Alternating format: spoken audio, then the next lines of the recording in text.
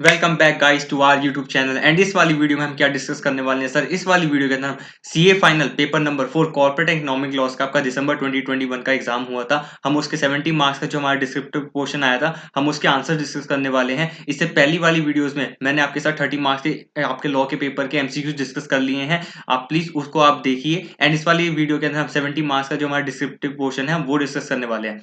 आप सबको वैसे पता तो है ही, हमारा ग्रुप 1 होता है, उसके अंदर 4 पेपर्स होते हैं जिसके अंदर एफआर एसएफएम ऑडिट आपका दिसंबर 2021 एग्जाम्स में कॉपी पेस्ट आ गया था। कहां से? स्टडी मटेरियल से आ गया था। तो हम सबको पता ही था कि भाई एक पेपर आपका ग्रुप 1 के अंदर डिफिकल्ट आना ही था और वो बचा कौन सा था? कॉर्पोरेट इकोनॉमिक लॉस का। तो वही हुआ। आप सबको पता ही है कॉर्पोरेट इकोनॉमिक लॉस का पेपर बहुत ज्यादा लेंथी तो आया ही आया था और साथ के साथ ये थोड़ा ट्रिकी भी था। अमेंडमेंट्स पे भी था, इसमें अमेंडमेंट्स बहुत सारी कवर हुई थी इसके अंदर एंड थोड़ा अनएक्सपेक्टेड चीजें भी इन्होंने पूछी थी। तो उसी वजह से हमारा पेपर थोड़ा क्या हो गया था, थोड़ा टफ भी हो गया था, अबव एवरेज हो गया था।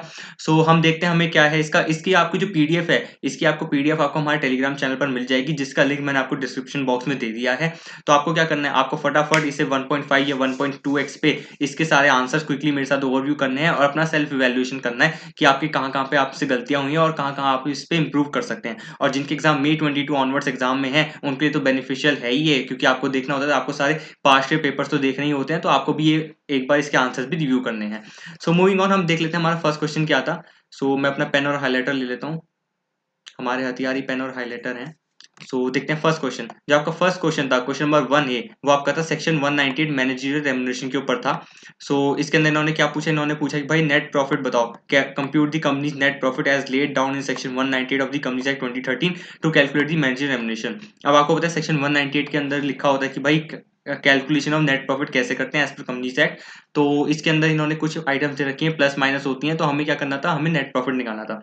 सो देखते हैं क्वेश्चन पढ़ते हैं। ABC limited showed a net profit of ₹70 lakh after including the above items created debited to the profit and loss account for the year ended 31st March 2021 for arriving at the profit before tax। तो इन्होंने दे रखा भी profit on sale of fix assets से revaluation है। तो आप बताओ क्या क्या इसके अंदर प्लस माइनस होगा। और इस इन्होंने 3 आइटम आपकी क्रेडिट की दे रखी हैं, 3 आपकी इन्होंने डेबिट की दे रखी हैं और details of sale of fix assets दे रखा है जिसकी सेल वैल्यू है, ओरिजिनल कॉस्ट है, डब्ल्यूडी भी दे रखी है। तो आपको पता ही होता है कि आपको क्या करना होता है, जो आपका profit on sale of fix assets होता है उसे हम क्या करते हैं, अप टू जो आपकी क्या होती है ओरिजिनल कॉस्ट होती है वहां तक का प्रॉफिट तो हम रिकॉग्नाइज करते हैं वाइल कंप्यूटिंग और नेट प्रॉफिट। बट इसके ऊपर जो आपका प्रॉफिट होता है विद ओवर एक्सेस और आपका क्या एक्सीडिंग आपका ओरिजिनल कॉस्ट, दैट इज आपका जो होता है selling price minus original cost, तो उसे हम बोलते हैं कैपिटल प्रॉफिट बोलते हैं। वो आपका बिल्कुल भी अलाउ नहीं होता है while calculating your manager remuneration as per net profit as पर section 198 of the companies act 2013। तो इसके अंदर हमें वही चीज देखनी थी, हमें पता था क्या क्या चीज हमें प्लस माइनस करनी है। तो हमें पता था हमारा नेट प्रॉफिट 70 लाख का है। अब देख लेते हैं इसके अंदर ऑलरेडी 7 लाख का हमारा क्या इंक्लूडेड है, हमारा 7 लाख का profit on sale of fixed assets included है। बट क्या मैं सारा इसमें ऐड होना चाहिए था? Answer is clearly no. हम देख लेते हैं इसका सेल वैल्यू हमारे पास दे रखी है 20 लाख, ठीक है। ओरिजिनल कॉस्ट दे रखी है 16 लाख और डब्ल्यूडीबी इसकी दे रखी है 13 लाख। तो मुझे पता है कि भाई 20 लाख माइनस 13 लाख तो 7 लाख का मेरा प्रॉफिट हुआ। आंसर इज क्लियरली यस, कोई दिक्कत वाली बात नहीं है। और इन्होंने क्या करा, इन्होंने 7 लाख पूरा का पूरा ऐड कर दिया जो नहीं होना चाहिए था। क्योंकि अगर हम देखें इसके अंदर कैपिटल प्रॉफिट है कितने का, 4 लाख का, 20 लाख माइनस में 16 लाख है ना। इसके अंदर 4 लाख का आपका कैपिटल प्रॉफिट है, that is your selling price minus में योर ओरिजिनल कॉस्ट। तो 4 लाख का जो आपका कैपिटल प्रॉफिट है वो बिल्कुल भी अलाउ नहीं होगा, वो बिल्कुल भी अलाउ नहीं होगा। आप इसे क्या करोगे, आप इसे लेस करोगे। ये ऑलरेडी एडेड है आपके नेट प्रॉफिट के अंदर, आप इसे लेस करोगे। और जो आपका 16 लाख माइनस 13 लाख मतलब 3 लाख का जो आपका प्रॉफिट है वो अलाउ हो जाएगा, आपको कोई दिक्कत नहीं है। क्योंकि जो भी आपका ओरिजिनल कॉस्ट तक प्रॉफिट होता है वो आपका अलाउ हो जाता है और ओरिजिनल कॉस्ट से जितना भी आपका एक्सीडिंग या ओरिजिनल कॉस्ट जो भी आपका प्रॉफिट होता है उसे हम कैपिटल प्रॉफिट बोलते हैं, वो आपका बिल्कुल भी अलाउ नहीं होता है। तो अगर मैं देखूं कैलकुलेटर निकालिए आप, 70 लाख में अब मैं क्या लेस करूंगा, इसमें मैं 70 लाख के अंदर मैं आपका लेस करूंगा 4 लाख, क्योंकि 4 लाख इसके अंदर कैपिटल प्रॉफिट है वो हटाओ, ठीक है। और revaluation of assets, revaluation of assets 5 lakh है। ऑब्वियसली आपको पता है रिवैल्यूएशन ऑफ असेट भी हम इसमें से हटाएंगे, रिवैल्यूएशन ऑफ असेट हम नहीं लेंगे क्योंकि ऐसे तो कंपनी कितना भी रिवैल्यू करेगी उसकी तो फिर कोई लिमिट ही नहीं है। मैं 1 करोड़ रिवैल्यू कर दूं अपनी असेट्स को ताकि मेरा नेट प्रॉफिट ज्यादा है और फिर मैं ज्यादा मैनेजर रेम्युनरेशन दे सकूं अपने किसको, की मैनेजर पर्सनल को। तो इस वजह से हम रिवैल्यूएशन ऑफ असेट्स भी इग्नोर करते हैं while computing your net profit as पर section 198 of the companies act 2013। तो 5 लाख भी लेस करो 70 लाख के अंदर, कोई दिक्कत नहीं है। Change in carrying amount of an asset on measurement of the asset eight fair value, आपका इंडेक्स 109 के अकॉर्डिंग जो आपकी फेयर वैल्यूएशन होती है आपकी किसकी असेट्स की, तो आपको क्या करना है उसे भी इग्नोर करना है। आपका सेक्शन 198 के अंदर लिखा हुआ है। तो 9 लाख भी आपका लेस होगा। Debts consider bad and return off, ये तो आपके अलाउ होते हैं, इसमें कोई दिक्कत नहीं है, तो आपके इनकम टैक्स एक्ट के अंदर भी अलाउ होते हैं, तो बैड डेट्स में कोई दिक्कत नहीं है, बैड डेट्स आपके बिल्कुल सही है, इसका कुछ ट्रीटमेंट नहीं होगा, 6 लाख का आपका कुछ भी ट्रीटमेंट नहीं होने वाला है। Loss of capital nature including sale of undertaking, जब हमें पता है हमने प्रॉफिट और सेल ऑफ फिक्स एसेट्स था, ये हमारा जो हमारा इसके ऊपर आया था कैपिटल प्रॉफिट आया था, जब हमने वो अलाउ नहीं करा, हमने उसे डिसअलाउ कर दिया था, तो मैं कैपिटल लॉस को भी मैं कैसे अलाउ कर सकता हूँ, मुझे कैपिटल लॉस को भी हटाना पड़ेगा, और यहाँ पे इन्होंने क्या करा, कैपिटल लॉस है तो इसे इन्होंने माइनस करा होगा वाइल कंप्यूटिंग और नेट प्रॉफिट, तो माइनस कर दो, अब ऐड बैक कर दो, तो 3 लैक्स आपका जो 3 लैक्स है आपका ऐड हो जाएगा, तो 70 लैक्स के अंदर दोबारा 3 लाख ऐड कर दो, ठीक है, और आपके टैक्स एक्सपेंसेस और करंट टैक्स पेबल है इसको इन्होंने लेस करा हुआ है, तो मुझे क्या करना पड़ेगा, इसे भी ऐड करना पड़ेगा, क्योंकि जब मैं आपको जो मैनेजर रेम्युनरेशन है, जो हमारा नेट प्रॉफिट निकलता है, और जो मैं आपको मैनेजर रेम्युनरेशन पे करता हूँ नेट प्रॉफिट पे, वो हमेशा क्या होता है, प्रॉफिट बिफोर टैक्स ही होता है, प्रॉफिट बिफोर टैक्स होता है, अगर आपने यहाँ पे टैक्स माइनस कर दिया तो बात नहीं बनेगी, आपको टैक्स इसमें ऐड करना पड़ेगा, तब हम उस पर जो आपकी परसेंटेजेस होती हैं 1%, 11%, 5%, 3%, हम उस पर लगाएंगे, तो 15 लाख इन्होंने लेस करा हुआ है, तो 15 लाख ऐड करिए, 15 लाख ऐड करिए, तो आपका आंसर 70 लैक्स ही आ जाएगा, तो मतलब पहले भी 70 लैक्स था, अब भी 70 लैक्स आपका प्रॉफिट आया, नेट प्रॉफिट, बट हमने क्या करा, हमने कुछ आइटम प्लस माइनस करी हैं, तो हम देख लेते हैं हमारा आंसर क्या है, देखिए 70 लैक्स का आपका प्रॉफिट था, कैपिटल आपने क्या करा, कैपिटल प्रॉफिट ऐड करा, जो आपका 4 लगाया था, कैसे आया था, सेल वैल्यू माइनस में ओरिजिनल कॉस्ट, कोई दिक्कत नहीं है, रिवैल्यूएशन ऑफ असेट्स ऐड कर दिया हमने, ऐड नहीं करा, लेस करा है, क्योंकि हमारे ये ऑलरेडी एडेड थे, तो आपने कैपिटल प्रॉफिट लेस करा है, आपने रिवैल्यूएशन ऑफ असेट्स लेस करा है, और आपने change in carrying amount of assets भी आपने लेस कर दिया, कोई दिक्कत नहीं, बैड डेट्स का अमाउंट कुछ भी नहीं है, उसको नील है, और उसको आपको दिखाना पड़ेगा, ऐसे नील इसके नंबर होंगे, आपको नील दिखाना पड़ेगा, और आपका लॉस ऑफ कैपिटल नेचर आपका ऑलरेडी लेस था, तो इसे ऐड कर दिया, और टैक्स भी हमने ऐड कर दिया, टैक्स एक्सपेंस, क्योंकि हम क्या करते हैं, हमें नेट प्रॉफिट बिफोर टैक्स निकालना है, तो आपका नेट प्रॉफिट आपका क्या आ गया, 70 लैक्स आ गया, ठीक है।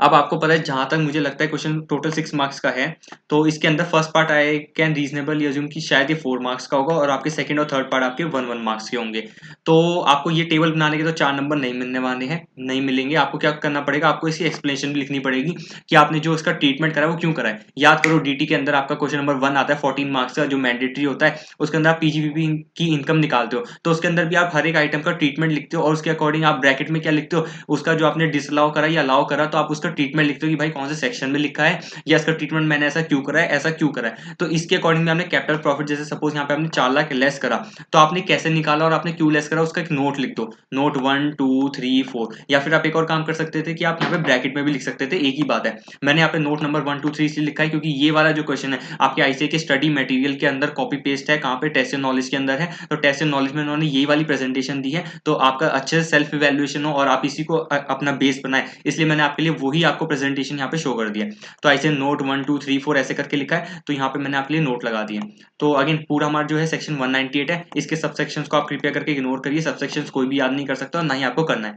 तो देखिए उन्होंने पहले क्या लिखा है, आपका कौन सा था, कैपिटल प्रॉफिट का था, वो हमने क्या करा, डिसअलाउ करा, कैपिटल प्रॉफिट कितना आया था हमारा, 4 लाख आया था, कैसे आया था, सेलिंग प्राइस माइनस में ओरिजिनल कॉस्ट, वो आपका 4 लाख आ गया, कोई दिक्कत वाली बात नहीं है। अब इसकी थ्योरी से आपका प्रोविजन है, थोड़ा सा आपका इसका प्रोविजन लिखा, थ्योरी लिखी हुई है, credit shall not be given, अब मैं इसको लेता हूँ हाईलाइटर, ठीक है, credit shall not be given for the profits from the sale of immovable property for, और देखो fix assets of a capital nature, ठीक है, कंप्राइज इन द अंडरटेकिंग, ये सब कोई दिक्कत नहीं है, आप सब ये पढ़ लेना, होली और partially partly of for buying and selling of such property or assets provide that where the amount for profit, where the amount for which any asset is sold exceeds the WDV thereof, credit shall be given for so much amount of the excess as is not higher than the difference between the original cost of that asset और and it's WDV। तो कहने का क्या मतलब है, कहने का ये मतलब है कि आपको जो भी ओरिजिनल कॉस्ट है, जो भी आपका जो प्रॉफिट होगा उसे हम कैपिटल प्रॉफिट बोलते हैं, और आपको उसे डिसअलाउ करना पड़ेगा, ओरिजिनल कॉस्ट तक जो भी आपका प्रॉफिट है वो हम अलाउ कर देंगे while computing your net profit as पर section 198 of the companies act 2013।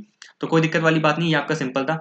Next आपका क्या है, नेक्स्ट इन्होंने नोट लिखा होगा रिवैल्यूएशन ऑफ असेट्स के ऊपर कि भाई credit shall not be given for any amount representing unrealised gains, notional gains और रिवैल्यूएशन ऑफ असेट्स, कोई दिक्कत वाली बात नहीं है, ये तो बेसिक हो गया कि भाई रिवैल्यूएशन को इग्नोर करना है। थर्ड नोट आपका credit shall not be given for any change in the carrying amount of an asset और ऑफ a liability recognized in equity reserves including surplus in profit and loss account on measurement of the asset और the liability at fair value, कोई दिक्कत वाली बात नहीं है कि भाई फेयर वैल्यू का जो भी आपका चेंजेस होगा उसे भी हम अलाउ नहीं करेंगे। सेक्शन 198(4), हाँ ये बैड डेट्स का था, इस इन्होंने क्या लिखा, no effect will be given, किसका, देखते हैं पढ़ते हैं, debts consider bad and return of और adjusted during the year on account shall be deducted while arriving at net profit, कोई दिक्कत वाली बात नहीं है कि उन्हें माइनस करेंगे, since it has already been deducted no effect will be given, कोई दिक्कत नहीं है। सेक्शन 198(5) क्या कहता है, loss of a capital nature, जब आपने profit of capital nature allow नहीं करता तो लॉस भी आप अलाउ नहीं करेंगे, including loss of sale of undertaking, इस वाले केस में भी loss of sale of undertaking था, और not including any excess WDV of any asset is sold discarded shell not be deducted. ठीक है, तो आपने क्या करा, लॉस ऑफ कैपिटल नेचर भी हम माइनस नहीं करेंगे, हमने माइनस करा था इसलिए हमने ऐड कर दिया। सेक्शन 198(5) क्या कहता है, income tax super tax bye the company under income tax act, जो भी आपने पे करा है, और any other tax on the income of the company not falling under clause D और E ऑफ सबसेक्शन 4। तो हमने क्या करा, इसको भी हम माइनस नहीं करेंगे, इसे कृपया करके आप ऐड बैक करिए, क्योंकि हमें नेट प्रॉफिट बिफोर टैक्स चाहिए। ठीक है, ये आपका बेसिक था, आपके 6 पॉइंटर थे। आपको क्या करना था, इतना तो मैंने आपके लिए ज्यादा लिख दिया ताकि आपको अच्छे से समझ आ जाए। आपको क्या करना था, आपको एक एक लाइन में लिखना था कि आपने इसका ट्रीटमेंट क्यों करा है। जैसे कैपिटल प्रॉफिट है, आप लिख सकते थे एज पर सेक्शन 198, वैसे तो पूरा 198 चला ही है, तो मैंने आपके लिए यहाँ पे ऊपर लिख दिया सेक्शन 198 के अकॉर्डिंग, और शायद इन्होंने भी लिख दिया 198। तो आपको 198 का रेफरेंस तो देना ही नहीं था क्योंकि क्वेश्चन में गिवन था। तो आपको लिखना था कैपिटल प्रॉफिट नॉट अलाउड, इस तरीके से एक एक लाइन लिखनी थी। Capital profit disallowed, revaluation to be ignored, change in carrying amount of fair value to be ignored, debts shall be deducted while computing net profit, तो इसका नो ट्रीटमेंट हो गया। Loss of capital nature will not be allowed to be deducted, तो इसलिए add कर दिया। Tax will be added back because net profit, हमें क्या लेना है, बिफोर टैक्स लेना है। एक एक लाइन लिखेंगे, आपको पूरे 4 नंबर मिल जाते। 4 नंबर ही है, वैसे मुझे पता नहीं क्या इनकी मार्किंग हुई, माइट भी 3 भी हो सकता है, मुझे नहीं पता। मैंने अपना आप ही अज्यूम करा कि शायद ये 4 मार्क्स का पार्ट होगा। देखते हैं नेक्स्ट आपका सेकंड पार्ट इसका क्या है, reporting requirements auditor report regarding manager remuneration. ये तो आपका बेसिक हो गया, ये सब तो आपको पता ही होगा कि भाई हमारी जो मैनेजर रेम्युनरेशन है वो 197 के अंदर जो हमारी लिमिट्स लिखी हुई है उससे एक्सीडिंग तो नहीं कर रही है, और आपकी शेड्यूल 5 के अंदर जो लिमिट्स है वो भी एक्सीड नहीं कर रही। तो ये आपका बेसिक हो गया, और अदर डिटेल्स भी दे सकते हैं। तो 197 सबसेक्शन 16 के अंदर लिखा है, the auditor shall in his report, जो आपकी 143 के अंदर है, make a statement regarding remuneration as under, whether the remuneration paid by the company to its director is in according with the provision section 197, and whether the remuneration paid to director in excess of the limit 197। तो 197 के according होनी चाहिए, और 197 की अगर limit exceed कर दी तो वो भी रिपोर्ट करो, और अदर डिटेल्स भी दे दो, give such other details as may be prescribed. ठीक है, अब आपका थर्ड पार्ट देखते हैं। थर्ड पार्ट इसी क्वेश्चन का क्या कहना चाहता है, what are the modes of payment of manager remuneration. तो मोड्स आप सबको पता ही है, आप क्या कर सकते हो, आप मंथली पेमेंट भी कर सकते हो, और आप फिक्स स्पेसिफाइड परसेंटेज ऑफ की, और आप क्या दे सकते हो, नेट प्रॉफिट का भी दे सकते हो, या फिर आप कॉम्बिनेशन ऑफ बोथ भी दे सकते हो। तो ये आपका बेसिक था, सेक्शन 197 सबसेक्शन 6, अ डायरेक्टर और manager may be paid remuneration on monthly basis और specified percentage of the net profits और अ कॉम्बिनेशन ऑफ बोथ। ठीक है, आपका फर्स्ट क्वेश्चन हो गया। अगेन ये आपका सेक्शन 198 के ऊपर क्वेश्चन तो था, बट ये थोड़ा अनएक्सपेक्टेड था, हमें नहीं लग रहा था कि ये वाला क्वेश्चन आ भी सकता है, क्योंकि इससे बढ़िया बढ़िया क्वेश्चन भी हैं, कॉन्सेप्ट भी हैं। तो अगेन ये आपके स्टडी मटेरियल में सिर्फ एक ही क्वेश्चन था, तो उसी के ऊपर इन्होंने क्या पूछ लिया, इन्होंने दिसंबर 2021 एग्जाम में इन्होंने डायरेक्टली चेक कर लिया ये वाला प्रोविजन सेक्शन 198। अब हम देखते हैं हमारा कौन सा है, क्वेश्चन नंबर 1 का B part. Mr. Sid has applied for directorship in Teas Limited after complying with the provision of Section 160 of the Companies Act 2013 and Rule 13 of the Companies Appointment and Qualification of Director Rules. ठीक है, Teas Limited decided to conduct general meeting on 17 July 2021 regarding the candidature of Mr. Sid for the office of director and listed the notice on its website on 5th July 2021। कोई दिक्कत वाली बात नहीं, आपको क्या करना होता है आपके रूल 13 में क्या लिखा है कि जब भी आप क्या करो, आप कंपनी जब भी आप किसी भी डायरेक्टर को अपॉइंट करना चाहते हो, तो आपको अपने शेयर होल्डर्स को आपको क्या करना पड़ेगा, इंटीमेट करना पड़ेगा, इन्फॉर्म करना पड़ेगा by placing the notice on the website as well as by giving individual notice at least 7 days आपको पहले देना पड़ेगा। ठीक है, आपका क्या प्रोसीजर होता है कि भाई अगर कोई भी मेंबर अपॉइंट करना चाहता है किसी भी डायरेक्टर को, ठीक है, या फिर कोई भी पर्सन, जैसे मैं ही बनना चाहता हूँ किसी कंपनी का डायरेक्टर, तो मुझे at least 14 days before the general meeting notice देना होता है कंपनी को। और जब मैंने नोटिस दिया तो वही नोटिस क्या करेगी, कंपनी देगी अपने मेंबर्स को एटलीस्ट 7 days पहले। तो ठीक है, मैं दूंगा 14 days पहले और कंपनी देगी एटलीस्ट 7 days पहले। तो ऑब्वियस सी बात है, मैं पहले दूंगा बाद में कंपनी देगी, इसलिए मेरा टाइमलाइन ज्यादा है और कंपनी का टाइमलाइन थोड़ा सा कम है। तो इसके अंदर क्या है, इन्होंने बोला कि भाई 17 जुलाई को आपकी क्या है, आपकी मीटिंग है, तो एटलीस्ट 7 days पहले देना है। मतलब आप कह सकते हैं कि आपको 9 जुलाई तक आप अपनी वेबसाइट पे प्लेस कर दीजिए और आप इंडिविजुअल नोटिस भी दे दीजिए। बट कंपनी ने क्या करा, इन्होंने 5 जुलाई को अपनी वेबसाइट पे तो प्लेस कर दिया, बहुत ही बढ़िया कंपनी, बट इन्होंने क्या करा, इंडिविजुअल नोटिस नहीं दिया। तो आप यहाँ पे गलती कर गए, आपने कॉन्ट्रवेंशन कर दिया टीज लिमिटेड। आपको क्या करना था, इंडिविजुअल नोटिस भी देना था अपने हर एक शेयर होल्डर को या अपने हर एक मेंबर को। ठीक है, 3 दिन बाद ऑन 8 जुलाई, मतलब after 3 days on 8 July 2021 one of the shareholders objected to the company that the notice was not issued properly. Examine करो भाई प्रोविजन ऑफ कंपनी 2013 के according whether the action taken by Tees limited regarding the service of notice is valid. बिल्कुल भी नहीं sir, आपका तो invalid हो गया, आपने क्या करा, इंडिविजुअल नोटिस नहीं दिया।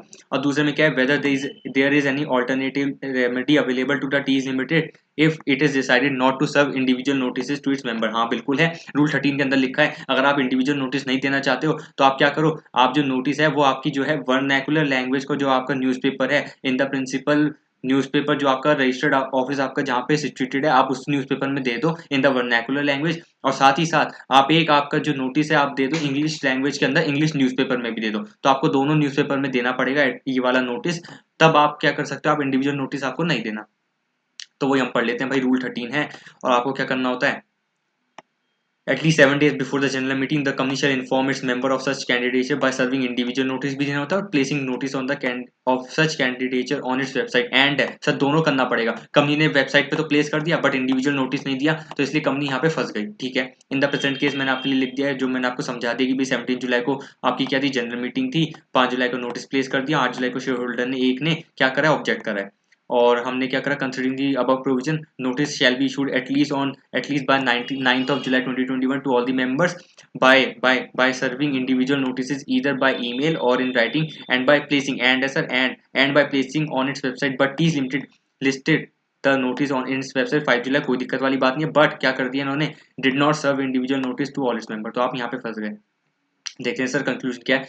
Hence the action taken by T is limited regarding the service of notice is not valid and the contention of one of the shareholders that the notice was not issued properly is correct है, and the company must have also served individual notices to all the members either in writing or by email। तो अगर आप देखो तो मैंने आपके लिए answer लिखा है, शायद ये फर्स्ट का बी जो आपका पार्ट है ये आपका 4 मार्क्स है, तो आपका जो फर्स्ट पार्ट होगा वो 2 मार्क्स का होगा, सेकंड पार्ट भी आपका 2 मार्क्स का होगा, ये माइट भी 3 और 1 का भी हो सकता है, मोस्ट रीजनेबली 2 नंबर के पार्ट होंगे। तो आपको क्या करना होता है, जब भी आपका इस टाइप का जो आपका लॉ का पेपर होता है आपको अपना आंसर 4 पार्ट्स के अंदर तोड़ना होता है। सबसे पहले आपको लिखना होता है प्रोविजन कौन सा एप्लीकेबल है, जैसे इस वाले केस में रूल 13 है, वो इन्होंने क्वेश्चन में भी लिखा था। फिर आपको दूसरे में लिखना होता है फैक्ट्स ऑफ द केस, जैसे मैंने आपको लिखा इन द प्रेजेंट केस करके। तीसरे में आपको क्या करना होता है, आपको एनालिसिस करनी होती है भाई जो फैक्ट्स हैं और जो आपका प्रोविजन है उसकी क्या एनालिसिस है, तो मैंने लिखा कंसिडरिंग द अबव प्रोविजन, और लास्ट में आपको एक लाइन का कंक्लूजन लिखना होता है, तो मैंने लिखा hence the action taken bye T limited जो है वैलिड नहीं है और कंटेंशन ऑफ शेयर होल्डर सही है। तो आपको 4 पार्ट्स के अंदर अपना आंसर ब्रेक करना होता है, 1 2 3 4। अब आप सर कहेंगे सर ये तो 2 नंबर का क्वेश्चन था, तो मैं 4 पार्ट्स में कैसे कर सकता हूँ, तो ऐसे जब आपका 2 मार्क्स का क्वेश्चन आता है तो आपको क्या करना होता है, आपको प्रेजेंट केस हटाना होता है। मैंने यहाँ पे लिख दिया, मैंने आपके लिए सब क्वेश्चंस के अंदर यही वाला आपका पैटर्न रखा है, चाहे वो 2 नंबर का क्वेश्चन हो या 4 नंबर का क्वेश्चन हो, क्योंकि हमें नहीं पता कि आगे आपके जो May 22 एग्जाम्स में क्या पता यही वाला क्वेश्चन आपका 4 नंबर का पूरा बन जाए सिर्फ फर्स्ट पार्ट ही। तो आपको क्या करना होगा, आपको तो अपना पूरा प्रिपेयर करना है ना, तो मैंने इसलिए आपके लिए पूरा लिख दिया। तो आपकी जो मार्किंग स्कीम होगी आप प्रेजेंट केस इग्नोर करिए, और आपको क्या करना पड़ेगा, डायरेक्टली आपको क्या करना पड़ेगा, आप यहाँ से स्टार्ट कर सकते हैं भाई जो हमारा प्रोविजन है, आप प्रोविजन और एनालिसिस को मिक्स कर सकते हैं, भाई प्रोविजन ये कहता है हमारा एनालिसिस ये, और लास्ट में एक लाइन का कंक्लूजन लिख सकते हैं, और आपको facts of the case ignore करना पड़ेगा, बट प्रोविजन तो आपको लिखना ही पड़ेगा और उसके साथ उसकी एनालिसिस भी करनी पड़ेगी शॉर्ट में, और आपको एक लाइन का कंक्लूजन लिखना पड़ेगा। ये 3 चीज तो आएंगी ही आएंगी, चाहे वो 2 नंबर का क्वेश्चन हो या चाहे वो एक ही नंबर का क्वेश्चन क्यों ना हो, क्योंकि आप उसकी एनालिसिस कैसे करोगे जब तक आपने प्रोविजन ना लिखा हो, तो प्रोविजन आपको लिखना पड़ेगा, उसके बाद फिर एनालिसिस करोगे और लास्ट में आपको एक लाइन का कंक्लूजन तो लिखना पड़ेगा ना कि भाई टी लिमिटेड की कंटेंशन गलत है, उन्होंने जो एक्शन लिया वो गलत है, इनवैलिड है, और जो कंटेंशन ऑफ शेयर होल्डर है जिसने ऑब्जेक्ट करा है उसकी सही है, तो वो एक लाइन में वो भी लिखना पड़ेगा। तो आपको इस तरीके से फ्लो चलेगा आपका पूरा लॉ के अंदर। ठीक है, सेकंड जो आपका पार्ट है कह रहा है कि भाई ऑल्टरनेटिव रेमेडी, हाँ बिल्कुल है बिल्कुल है। आइए रूल 7 के अंदर ही लिखा है, क्या लिखा है, आपको एटलीस्ट 7 डेज आपको एडवर्टाइज करना है, इंडिविजुअल नोटिस नहीं देना तो कोई दिक्कत नहीं है। आपको क्या करना पड़ेगा, at least once in vernacular newspaper in the principal vernacular language of the district in which the registered office of the company situated, वहां पे देना पड़ेगा। और कहाँ देना पड़ेगा, at least once in English language in an English newspaper circulating in that district, कोई दिक्कत वाली बात नहीं। ये दोनों काम कर दो, आप इंडिविजुअल नोटिस देने से बच जाओगे, टीज लिमिटेड आपका काम बच जाएगा और आप क्या होगी, कॉन्ट्रवेंशन आपका नहीं होगा, कोई दिक्कत वाली बात नहीं है। तो ये वाला आपका पार्ट भी सही था, क्वेश्चन नंबर 1 का बी भी सही था। आपका क्वेश्चन नंबर 1 सी का भी फर्स्ट पार्ट, मतलब अगेन इन्होंने क्या करा, इन्होंने पेपर लॉ का बहुत ज्यादा लेंदी बनाने की कोशिश करी है। इन्होंने क्या करा, एक एक क्वेश्चन जो है 4 नंबर का तो रखा, बट उसके अंदर भी 2 नंबर के 2 पार्ट्स कर दिए। ठीक है, और जो आपका 40 मार्क्स का क्वेश्चन होता है उसे ऐसा बना दी कि भाई वो 20 नंबर का क्वेश्चन लग रहा था। तो इन्होंने बहुत ज्यादा लेंदी बनाने की कोशिश करी, और एमसीक्यूज तो आप देख ही चुके होंगे मेरी एमसीक्यू वाली वीडियोस के अंदर कि भाई इन्होंने एमसीक्यूज भी बढ़िया बढ़िया लेवल के पूछे थे। हर एक पॉइंटर से इन्होंने, जैसे कहते हैं लॉ का पूरा पेपर था तो इन्होंने खोद खोद के इन्होंने एमसीक्यू निकाले, हर एक छोटे छोटे बारियों पे इन्होंने क्वेश्चन पूछे थे और एमसीक्यू भी पूछे थे। तो आपको क्या करना है, आपको कॉन्सेप्चुअल स्टडी करनी है और हर एक चीज कवर करनी है। तो देख लेते हैं क्या लिखा है, in the Map limited the following directors are getting sitting fees, कोई दिक्कत वाली बात नहीं है। 4 डायरेक्टर है, mister X, miss Y, mister Z, mister L है। ठीक है, इनकी सिटिंग फीस है, कोई दिक्कत वाली बात नहीं है। तो मतलब ये सिटिंग फीस का कौन सा सेक्शन होता है, आपका सेक्शन होता है 197 सब सेक्शन 5, यही होता है ना, एक बार देख भी लेते हैं। आप रिकॉल करिए 197 सब सेक्शन 5 होता है। आगे लिखा the board of directors of map limited increase the sitting fees of mister Z L two 1 lakh rupees each. तो बहुत ही बढ़िया सा इन्होंने जेड और एल की फीस बढ़ा दी, 1-1 लाख रुपए कर दी। कोई बढ़िया बात है, कोई दिक्कत वाली बात नहीं है। And continue the sitting fees of mister X and miss Y at the old stated above. ओहो, मिस्टर एक्स और मिस्टर वाई की फीस उतने पे ही रही, इनकी 70,000 और 80,000 है, बट मिस्टर जेड और एल की 1-1 लाख कर दी। ओहो, कंपनी आप गलत कर रहे हैं। आप एक तरफ तो रूल 4 आपका होता है इसके लिए, rule 4 of the companies appointment and remuneration of major person rule 2014, वो क्या कहता है, आप अपनी जो भी डायरेक्टर्स की सिटिंग फीस है वो आप बढ़ा सकते हैं, बट वो 1 लाख से ज्यादा नहीं होनी चाहिए। तो उन्होंने वही चीज करी, कंपनी जेड और एल की फीस तो बढ़ाई, वो 1 लाख से ज्यादा भी नहीं है, बहुत ही बढ़िया, कोई दिक्कत वाली बात नहीं है। बट इसके अंदर एक और चीज लिखेगी भाई, जो आपकी सिटिंग फीस इंडिपेंडेंट डायरेक्टर और आपकी जो वुमेन डायरेक्टर की होगी वो आपकी लेस देन नहीं होनी चाहिए जो आप सिटिंग फीस पे कर रहे हो अदर डायरेक्टर्स को। तो इसके अंदर जो जेड और एल है वो अदर डायरेक्टर्स हैं, और मिस्टर एक्स और आपकी मिस वाई आपके इंडिपेंडेंट डायरेक्टर वुमेन डायरेक्टर हैं, इनकी सिटिंग फीस मिस्टर जेड और मिस्टर एल से कम नहीं होनी चाहिए। बट इस वाले केस में हो गई, मिस्टर जेड और एल की सिटिंग फीस आपकी 1-1 लाख रुपए है, बट मिस्टर एक्स और मिस वाई की आपकी फीस 70,000 और 80,000 है, तो वो कम हो गई आपकी किससे, मिस्टर जेड और मिस्टर एल से। तो सर कंपनी आप यहाँ पे फंस गए हैं, आपने यहाँ पे कॉन्ट्रवेंशन कर दिया है। तो हम वही देख लेते हैं इन्होंने क्या लिखा है। फिर क्वेश्चन क्या पूछा है, रेफरिंग अबाउट प्रोविजन करो कंपनीज एक्ट 2013 के exam whether decision of the board of the directors to increase the sitting fees of few director maintain the same sitting fees for the remaining director shall be deemed to be valid. बिल्कुल भी नहीं sir, गलत है। आप यहाँ पे company board of directors आप गलती कर गए। तो वही मैं लिखा कि सेक्शन 197 सबसेक्शन 5 लिखा, क्या लिखा है, a director may receive remuneration by way of fees for attending meetings of the board or committee thereof or for any other purpose whatsoever as may be decided by the board subject to the conditions imposed by rule 4। देखते हैं rule 4 आपका companies appointment and remuneration of manager person का rule देखना है आपको, ठीक है। और आपको क्या करना है, एक मिनट आपके लिए अच्छे से शो करता हूँ। और क्या करना है, वो क्या कहता है, रूल 4 में क्या लिखा है, the sitting fees shall not exceed 1 lakh per meeting of the board or committee thereof and as well as the sitting fees payable to independent directors and women directors shall not be less than that payable to other directors। ठीक है, ये दो चीज थी, मैंने आपको ये दो चीज बताई हैं। अब प्रेजेंट केस लिखा है, प्रेजेंट केस में क्या हुआ है, हमें पता है कि भाई जेड और एल की बढ़ा दी, 1-1 लाख कर दी, और मिस्टर एक्स और मिस वाई की वही रखी है 70 और 80,000। तो अब यहाँ पे मैंने क्या लिखा, देखो वही लिखा, सबसे पहले प्रोविजन लिखा, प्रेजेंट केस लिखा, अब इसकी एनालिसिस लिखी है। अब एनालिसिस देखते हैं और लास्ट में एक लाइन का कंक्लूजन लिखा होगा, देखो हेंस करके कंक्लूजन। तो 4 पार्ट्स में आपको अपना लॉ का आंसर ब्रेक करना होता है, चाहे वो 2 नंबर का हो 4 नंबर का। 2 नंबर का होगा तो आप क्या करोगे, फैक्ट्स ऑफ द केस को इग्नोर करोगे, और क्या करोगे, 3 पार्ट्स आपको तब भी बनाने पड़ेंगे ताकि आपको फुल ऑन फुल मार्क्स मिले। Considering the above stated provision of companies act 2013 sitting fee जो मिस्टर एक्स जो आपका क्या है नॉन एग्जीक्यूटिव इंडिपेंडेंट डायरेक्टर है, और आपका मिस वाई जो आपकी नॉन एग्जीक्यूटिव वुमेन डायरेक्टर है, shall not be less than that payable to mister Z and mister L. Hence here the sitting fees जो है आपकी मिस्टर जेड और एल की 1-1 लाख रुपए हो गई है, जो कि ज्यादा है, more than that payable to mister X जिसकी 70,000 है और मिस वाई जिसकी 80,000 है, and the fees payable to all the director does not exceed 1 lakh per meeting of the board. वो तो कोई दिक्कत नहीं है कि भाई 1 लाख से ज्यादा नहीं है, तो अब वहां तो कोई दिक्कत नहीं है। Hence, the decision of the board of directors to increase the sitting fees of few directors and maintaining the same sitting fees of remaining directors shall be invalid and in contravention to section 197 subsection 5 of the Companies Act 2013 read with rule 4 of the company's appointment and remuneration of manager personnel 2014। कोई दिक्कत वाली बात नहीं, बढ़िया बात है। तो ये वाला आपका हो गया है। फर्स्ट आपका कौन सा है क्वेश्चन, क्वेश्चन नंबर 1 का C first part. Now question number 1 का सी सेकंड पार्ट क्या कहना चाहता है, whether Mr. X an independent director and Miss Y a woman director shall be entitled for remuneration other than sitting fees, and if so what shall be the maximum remuneration payable to each one of them if it has no profit and its effective capital rupees 250 crore. तो आपको पता ही है आपका कौन सा होता है, आपका शेड्यूल 5 होता है, उसका पार्ट आपका सेकंड होता है, और उसके अंदर क्या लिखा होता है, जब भी आपकी 250 करोड़ की आपकी इफेक्टिव कैपिटल होती है तो आपका क्या होता है, मैक्सिमम रेमुनरेशन हम देते हैं, आपकी होती है 60 lakhs 84 lakhs 120 lakhs plus 120 plus 0.01 of effective capital in excess of rupees 250 crore. ये आपकी होती है किसके लिए, मैनेजर पर्सनल के लिए होती है। और अदर आपके जो डायरेक्टर्स होते हैं, यहाँ पे अमेंडमेंट हुई थी, क्या होते हैं अदर डायरेक्टर्स के लिए, वो वाली लिमिट क्या हो जाती है आपकी 12 lakhs 17 lakhs 24 lakhs plus 0.01% of its effective capital in excess rupees 250 crore. तो ये वाला केस होता है, और ये वाली सारी जो लिमिट्स आपकी पर एनम बेसिस पे होती हैं। तो वही मैंने आपके लिए लिखा है भाई 197(3) के अंदर लिखा है कि भाई कंपनी के पास जब भी नो प्रॉफिट हो या फिर इनएडिक्वेट प्रॉफिट हो, तो जो आपको सिटिंग फीस पे करनी है non executive director, independent director, whole time director, manager personnel को जो आपको देनी है by way of remuneration of any sum, बड़ी एक्सक्लूसिव होनी चाहिए किसकी, any fees payable to other directors under subsection 5, मतलब 197(5) की सिटिंग फीस को मत लेना इसमें, इस वाली लिमिट्स के अंदर। तो वो आपको क्या से देखनी, शेड्यूल 5 से देखनी है। और शेड्यूल 5 का जो आइटम ए है, सेक्शन 2 है, पार्ट 2 है शेड्यूल 5 का, वहां पे ये लिखा है कि भाई अदर डायरेक्टर भी कवर होगा, जिसके अंदर आपके क्या आ जाएंगे, अदर डायरेक्टर के अंदर आपका ये आ जाएगा, आपका इंडिपेंडेंट डायरेक्टर आ जाएगा, और आपका कौन सा आ जाएगा, वुमेन डायरेक्टर आपकी आ जाएगी, ठीक है। जो कि आपके मिस्टर एक्स हैं इंडिपेंडेंट डायरेक्टर, और मिस वाई आपकी कौन है, वुमेन डायरेक्टर है। तो ये वाली लिमिट मैंने आपके लिए टेबल यहाँ पे लगा दी है कि भाई इफेक्टिव कैपिटल आपकी लेस देन या नेगेटिव हो या लेस देन 5 करोड़ हो, या आपकी 5 करोड़ एंड अबव हो बट आपकी लेस देन 100 करोड़ हो, आपकी 100 करोड़ एंड अबव हो बट आपकी लेस देन 250 करोड़ हो, और आपकी 250 करोड़ से अबव हो। तो ये वाली हमने लिमिट्स देख ली, 60 लाख, 84, 120, 120 प्लस 0.01, 12, 17, 24, 24 प्लस 0.01। और हमारा केस मेजर एमिनेशन वाला है नहीं, तो इस वाले को मारो काटा। हमारा केस यहाँ पे है अदर डायरेक्टर वाला केस है, तो आपकी जो लिमिट लगेगी और आपकी इफेक्टिव कैपिटल 250 करोड़ है, तो हमारा केस यहाँ पे फॉल करेगा, और आपकी जो आपकी रेमिनेशन होगी वही होगी ₹24 lakh plus 0.01% of its effective capital in excess of ₹250 crore, और आपकी इन एक्सेस ऑफ 250 करोड़ तो आपकी इफेक्टिव कैपिटल है ही नहीं, तो आपका क्या आ जाएगा, मैनेजर रेमुनरेशन आपकी 24 लाख आ जाएगी per annum to each of the director, mister X को और आपकी मिस वाई को, दोनों को 24-24 लाख रुपए दे सकते हैं अगर आपका प्रॉफिट हो ही ना, नो प्रॉफिट वाले केस के अंदर।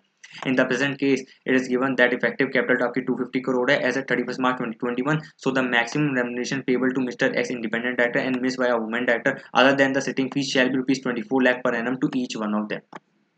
सर बेसिक क्वेश्चन था ये वाला आपका।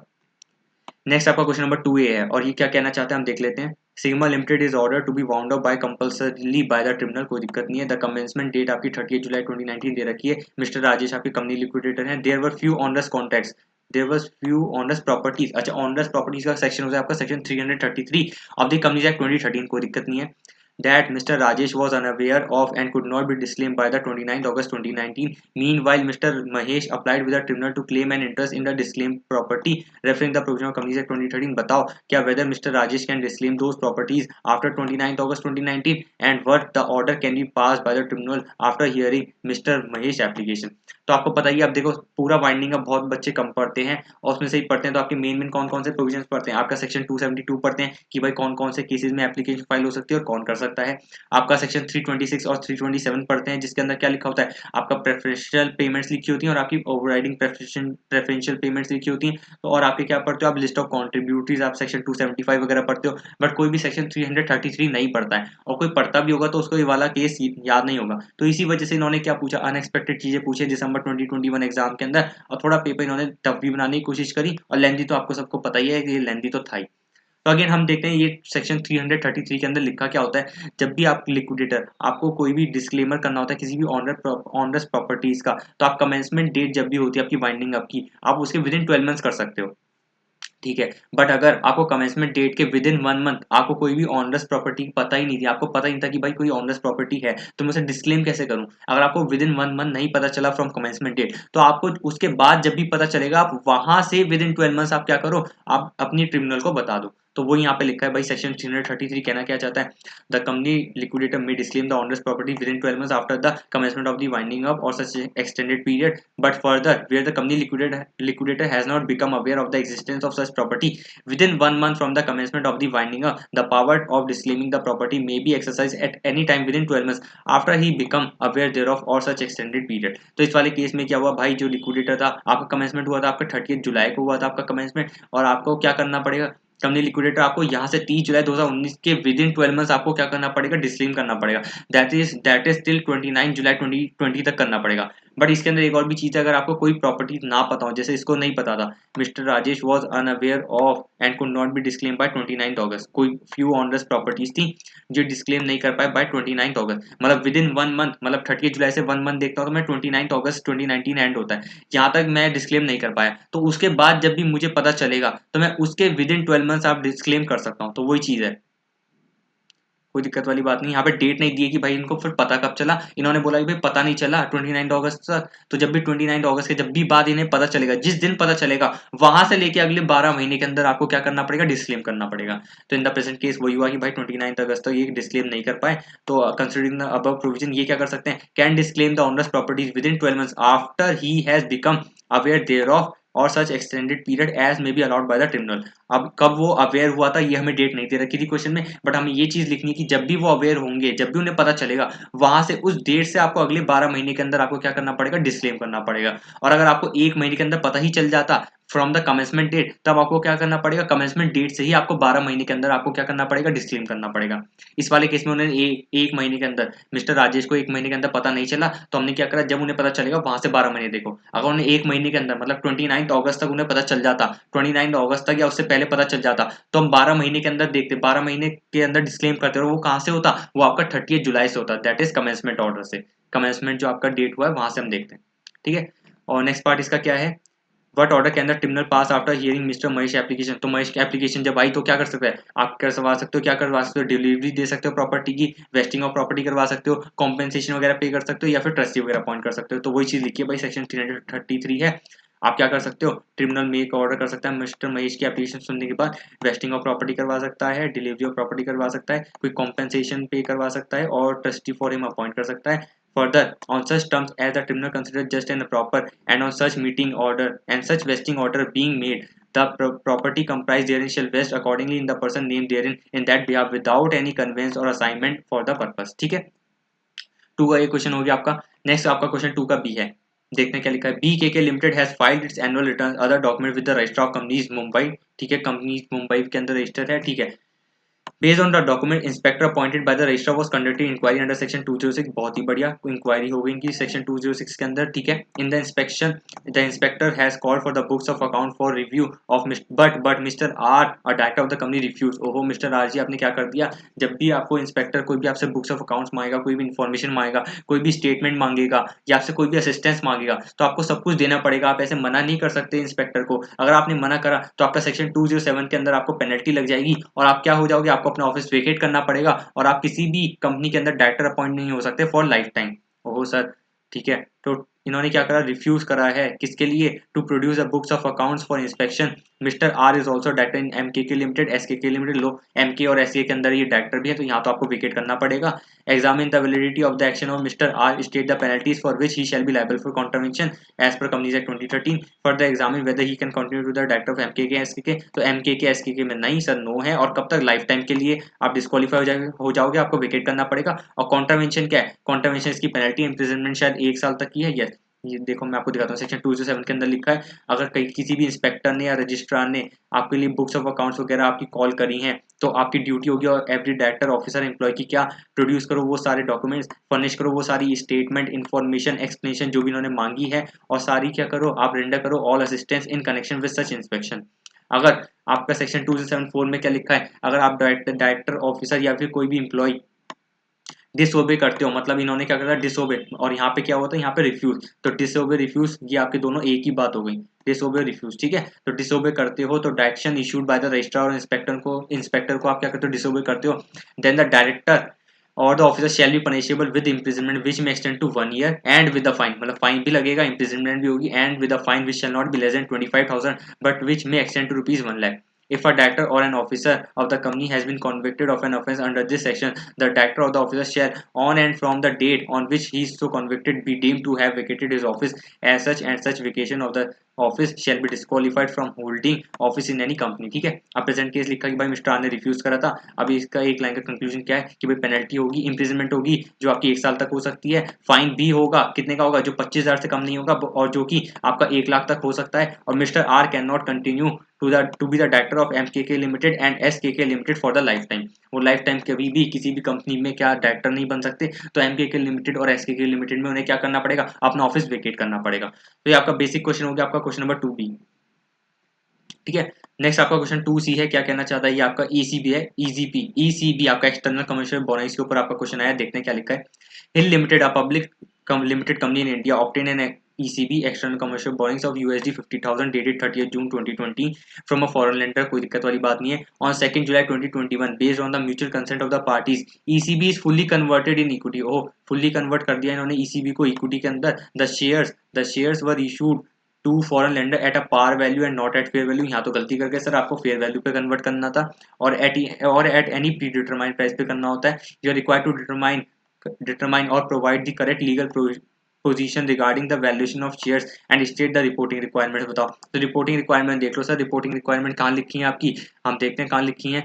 तो इन्होंने लिखा है प्रेजेंट केस लिखा है, ठीक है। ट्रांजैक्शन जो आपकी कवर होती है सेक्शन 6 सबसेक्शन 3 क्लॉज जी के अंदर कवर होती है आपकी फेमा जो आपका 1999 के अंदर है। और रिपोर्टिंग रिक्वायरमेंट्स क्या होती हैं, हम सबसे पहले देखते हैं कि भाई एफडीआई की जो भी आपकी गाइडलाइंस है वो होनी चाहिए। एफडीआई का कोई रूट वूट जो आपका ऑटोमेटिक रूट के अंदर है या आपका गवर्नमेंट अप्रूवल के अंदर रिक्वायर्ड है तो वो देखते हैं। लेंडर की कंसेंट होनी चाहिए, आपकी लेंडर की कंसेंट है without any additional cost, should not result in contravention of eligibility and breach of applicable sector cap देखते हैं। प्राइसिंग गाइडलाइंस आपकी कंप्लाई होनी चाहिए। और इन केस आपका फुल या पार्शियल कन्वर्जन होता है तो आपके कुछ फॉर्म्स फाइल करने होते हैं। हमारा केस फुल कन्वर्जन वाले केस के अंदर फॉल कर रहा है तो हमें क्या करना पड़ेगा, फॉर्म एफसी जीपीआर आपको क्या करना पड़ेगा, रिपोर्ट करना पड़ेगा उसके अंदर। And while reporting to DSIM आपको क्या करना पड़ेगा, form ECB two return should be done and remarks ECB fully converted to equity भी आपको लिखने पड़ेंगे।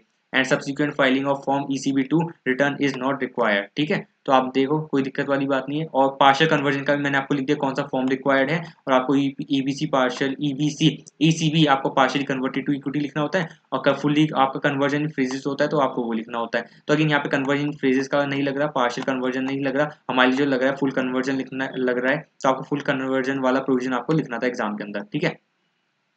और क्या क्या आपकी रिपोर्टिंग रिक्वायरमेंट्स होती हैं, अगर आपने कोई भी क्रेडिट फैसिलिटी अवेल करी है फ्रॉम इंडियन बैंकिंग सिस्टम तो आपको क्या करना पड़ेगा, आपको जो भी एप्लीकेबल प्रूडेंशियल गाइडलाइंस होती हैं जो आपकी इशू करी है आरबीआई ने उससे कंप्लाई करना पड़ेगा। एज वेल एज जो आपकी गाइडलाइंस ऑन रीस्ट्रक्चरिंग होती है उससे भी कंप्लाई करना पड़ेगा, ठीक है। कंसेंट लेनी पड़ेगी आपकी जो भी अदर लेंडर्स हैं, if any to the same borrower is available और at least any information regarding conversion is exchange with other lenders of the borrower. और लास्ट में क्या लिखा है, आपको पता ही है कि भाई इन्होंने क्या करा था, पार वैल्यू पे इशू करते हैं बट आपको फेयर वैल्यू पे करना होता है। तो वही लिखा है भाई the for conversion of ECB dues into equity the exchange rate prevailing on the date of agreement between the parties concerned of such conversion or any lesser rate can be applied with mutual agreement with the ECB lender. It may be noted that the fair value of the equity shares to be issued shall be worked out with the date with the reference to the date of conversion only. तो इस वाले case में क्या हुआ था, इन्होंने क्या करा था, the shares were issued to the foreign lender at par value, fair value पे इशू नहीं करते जो कि टेनेबल नहीं है। Hill Limited should have issued the shares at par value at fair value which shall be work out with the reference to the date of conversion only। तो आपकी जो आपकी फेयर वैल्यू होगी वो आपकी डेट ऑफ कन्वर्जन वाली होनी चाहिए, ठीक है सर। 2CB हो गया आपका। Next 2D, mister Vivek an Indian citizen was work in the Singapore, अच्छा was working in Singapore for 10 years, अच्छा पिछले 10 साल से सिंगापुर में काम कर रहे हैं और इनके पास कुछ असेट्स हैं और इनके पास कुछ बैंक बैलेंसेस हैं सिंगापुर में और वो प्लान कर रहे हैं कि भाई सेटल डाउन इन इंडिया हो जाए। मिस्टर विवेक हमारी एक्सपर्ट एडवाइस मांगना चाहते हैं, क्या वो होल्ड कर सकते हैं, ओन कर सकते हैं, ट्रांसफर कर सकते हैं, इन्वेस्ट कर सकते हैं in a foreign currency, foreign security, immovable property situated outside India as per FEMA.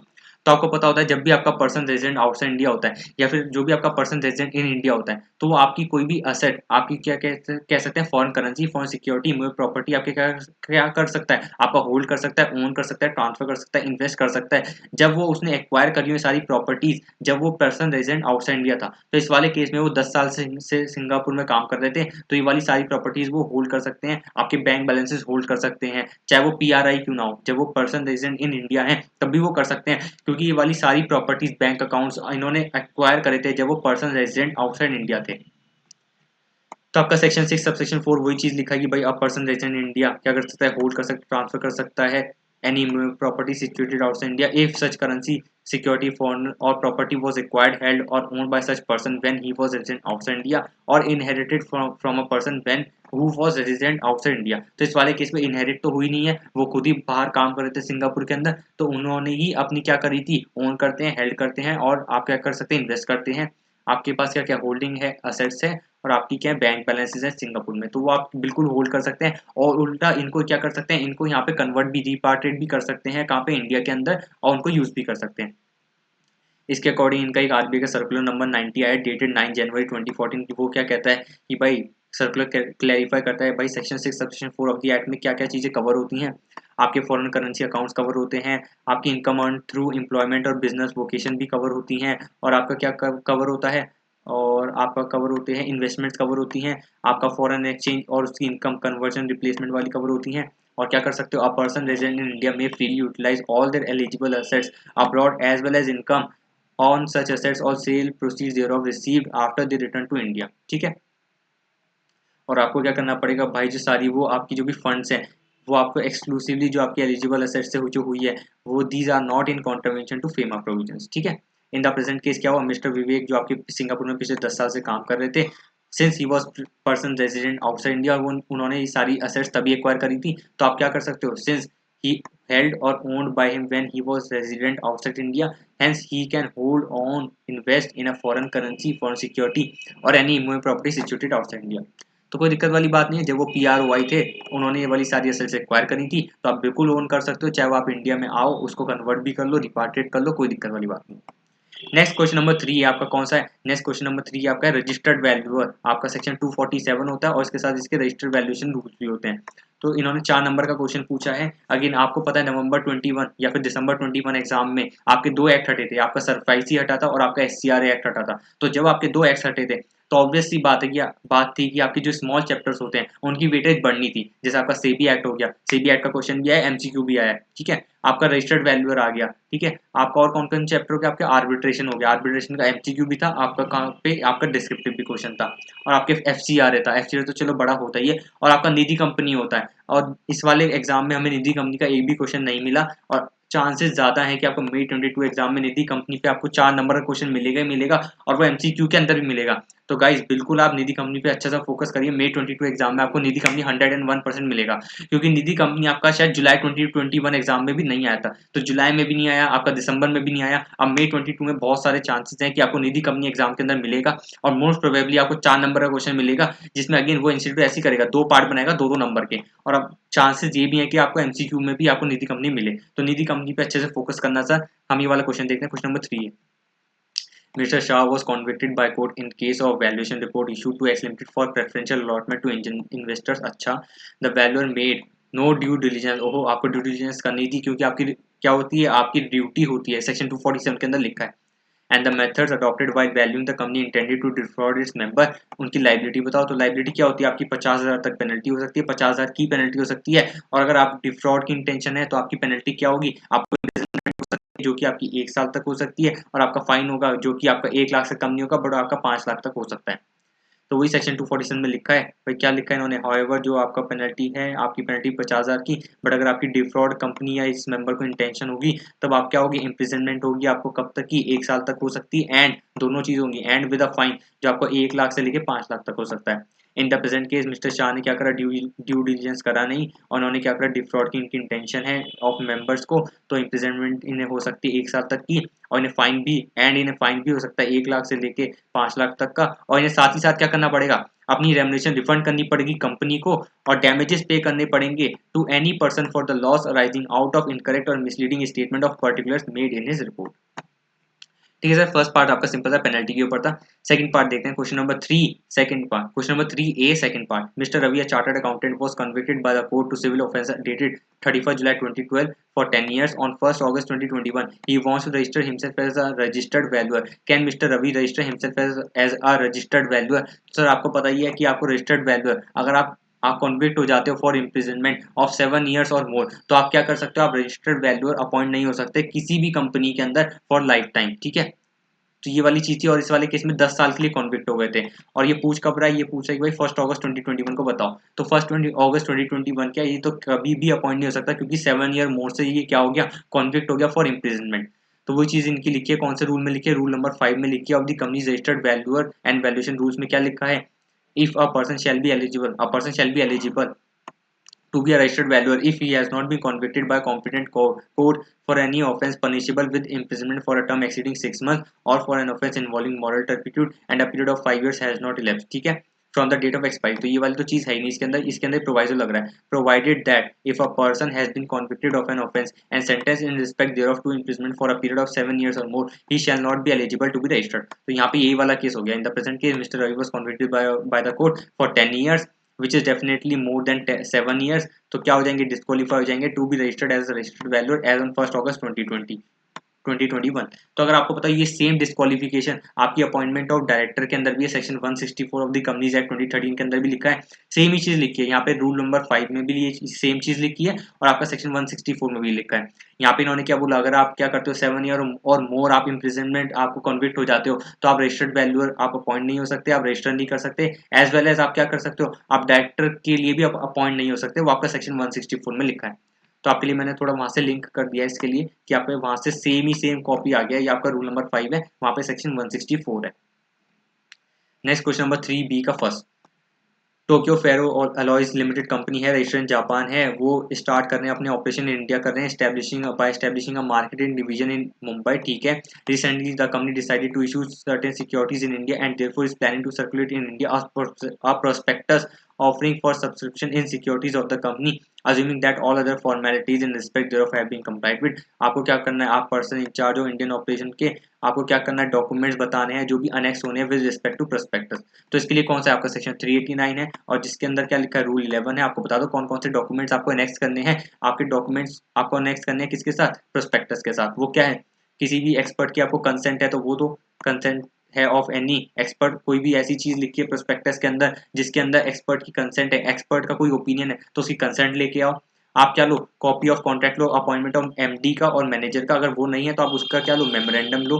और आप क्या लो, आप एनी अदर मेटेरियल कॉन्ट्रैक्ट्स है तो वो भी लेके आओ, उसकी कॉपी लेके आओ। और जो कि आपके क्या हुए विद इन प्रीसीडिंग 2 ईयर्स हुए, आप कॉपी ऑफ अंडरराइटिंग अग्रीमेंट लो और आप पावर ऑफ अटॉर्नी लो if prospectus is signed through if prospectus is duly signed through authorise agent of directors. कोई दिक्कत वाली बात नहीं है। नेक्स्ट आपका क्वेश्चन नंबर 3B का सेकंड पार्ट क्या है, Vibhav PT, a company incorporated in Singapore, is having a license office in Delhi. The license office seeks your advice regarding the document to be filed with the register along with the financial statement the Companies Act 2013 that was read with companies rules, ठीक है। ये आपके क्या कौन सा section है, आपको इन्होंने बताया कि भाई ये आपकी फाइनेंशियल स्टेटमेंट दे रहे हैं, रजिस्ट्रार ऑफिस को सबमिट कर रहे हैं और आपको क्या देना है, आपको डॉक्यूमेंट्स बताने हैं।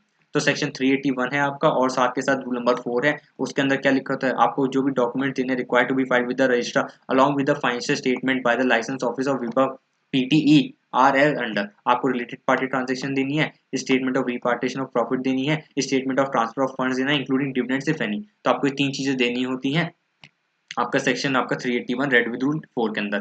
तो अगेन ये वाला क्वेश्चन जो आपका था ये आपका कंपनी इनकॉर्पोरेट आउटसाइड इंडिया पे आ गया है, क्वेश्चन नंबर 3B का फर्स्ट और सेकंड पार्ट। और दोनों के अंदर इन्होंने डॉक्यूमेंट्स मांगा। फर्स्ट वाले पार्ट के अंदर इन्होंने डॉक्यूमेंट्स मांगा कि भाई प्रोस्पेक्टस के साथ कौन कौन से डॉक्यूमेंट्स लगाने हैं, जो आपका रूल 11 हो गया। और सेकंड वाले पार्ट में इन्होंने मांगा कि भाई फाइनेंशियल स्टेटमेंट के साथ कौन कौन से डॉक्यूमेंट्स लगाने हैं, जो आपका रूल 4 हो गया। और ये वाला आपका सेक्शन 381 हो गया, आपका सेक्शन 389 हो गया। तो 4 नंबर के लिए आपका कंपनी इनकॉर्पोरेट आउटसाइड इंडिया पे क्वेश्चन आया। Question 3C. The special court at Jaipur passed the final order that Mr. Rohit has committed the offences of money laundering. The special court ordered to confiscate the property of Mr. Rohit. However, his friend Mr. Mohit claimed that he is the beneficial owner of the property since he has given the fines against the property and have income grants on it. तो हमें advice करना है कि भाई PMLA के provision से comment whether mister Mohit has income grants on the property after the final order having been pass by the special court and conclude who has vested interest in the property। तो आपको पता ही होता है आपका section number 9 के अंदर लिखा होता है आपका PMLA 2002 के अंदर कि भाई जब भी आपकी कोई भी प्रॉपर्टी कॉन्फिस्केट हो जाती है तो that will be free from all encumbrances mortgage hypothecation, और सारा जो भी इंटरेस्ट है उसका वेस्ट हो जाएगा इन द सेंट्रल गवर्नमेंट। आपको सेंट्रल गवर्नमेंट को सारा उसका इंटरेस्ट है वो आपको दे दिया जाएगा। और कोई भी अगर पर्सन है वो आपका डिफीट प्रोविजन करने के लिए, आपके PMLA के जो भी आपके प्रोविजन डिफीट करने के लिए कोई भी ऐसा हाइपोथिकेशन करेगा या कोई भी फाइनेंस करेगा तो उसको क्या करेंगे, आप उसको इग्नोर करेंगे, उसको क्या करेंगे, that will be free from all income branches. तो ये वाला क्वेश्चन आपका टेस्ट नॉलेज वाले सेक्शन में भी है आपका स्टडी मटेरियल के अंदर, तो ये वहीं से आया, बस इन्होंने नाम चेंज करा है। तो सेक्शन 9 के अंदर है भाई अगर कोई ऑर्डर कन्फिस्केशन का आपका फाइल होता है, order of confiscation has been made under section 85, 87 और 58B और 62 ऑफ PMLA, तो जो भी आपके राइट्स हैं titles in such property shall vest absolutely in the central government and free from all income branches. However with the special court or the adjudicating authority as the case may after giving an opportunity of being heard बता सकते हैं कि भाई ये waste interest आपका central government में क्यों ना हो, आप बताइए आपका कोई इंटरेस्ट है क्या, हम सेंट्रल गवर्नमेंट क्यों इसका इंटरेस्ट ना लें। तो इन द प्रेजेंट केस क्या हुआ, रोहित ने अपना ऑफेंस करा है और जो मिस्टर मोहित है इनके फ्रेंड वो क्या करते हैं फाइनेंस देते हैं, तो वो क्या करते हैं डिफीट द प्रोविजन है। तो इसलिए स्पेशल कोर्ट क्या कर सकता है, may order to declare such encumbrance to be void and therefore the property can be confiscated and shall vest in the central government. तो वही दिक्कत है यहाँ पे, क्या करा मोहित जी ने, आपने क्या करा मोहित जी ने, आपने इन्होंने क्या करा लोन दिया है, फाइनेंस दिया है, तो आपको बिल्कुल इग्नोर करेंगे, हमें कोई मतलब नहीं है। The property will be free from all encumbrances, ये सारा जो भी इसका इंटरेस्ट है आपको सेंट्रल गवर्नमेंट पे वेस्ट हो जाएगा। तो क्वेश्चन नंबर 3C आपका 3 नंबर का क्वेश्चन था। Question number 3D, a police officer arrested mister Radhe without any warrants for the offence under PMLA. तो बताओ पुलिस ऑफिसर जस्टिफाइड है। आपको पता होता है जो भी आपके पीएमएलए के अंदर जो भी आपके ऑफिसर्स होते हैं, all the offences are cognizable and non bailable. तो उनकी सारी नॉलेज हमें होती है, हमें उसमें क्या कर सकते हैं, विदाउट एनी वारंट भी आप अरेस्ट कर सकते हैं किसी भी पर्सन को। तो ये आपका वही उसी के ऊपर था, आपका सेक्शन 45 के अंदर लिखा होता है। बट आपको क्या करना पड़ेगा, आपको करना पड़ेगा complaint in writing is made. आप तभी कर सकते हैं अरेस्ट जब आपका complaint in writing is made by the director और the officer of the CG SG and authorized in writing in this behalf by the CG by a general or special order made in this behalf by that government that is CG।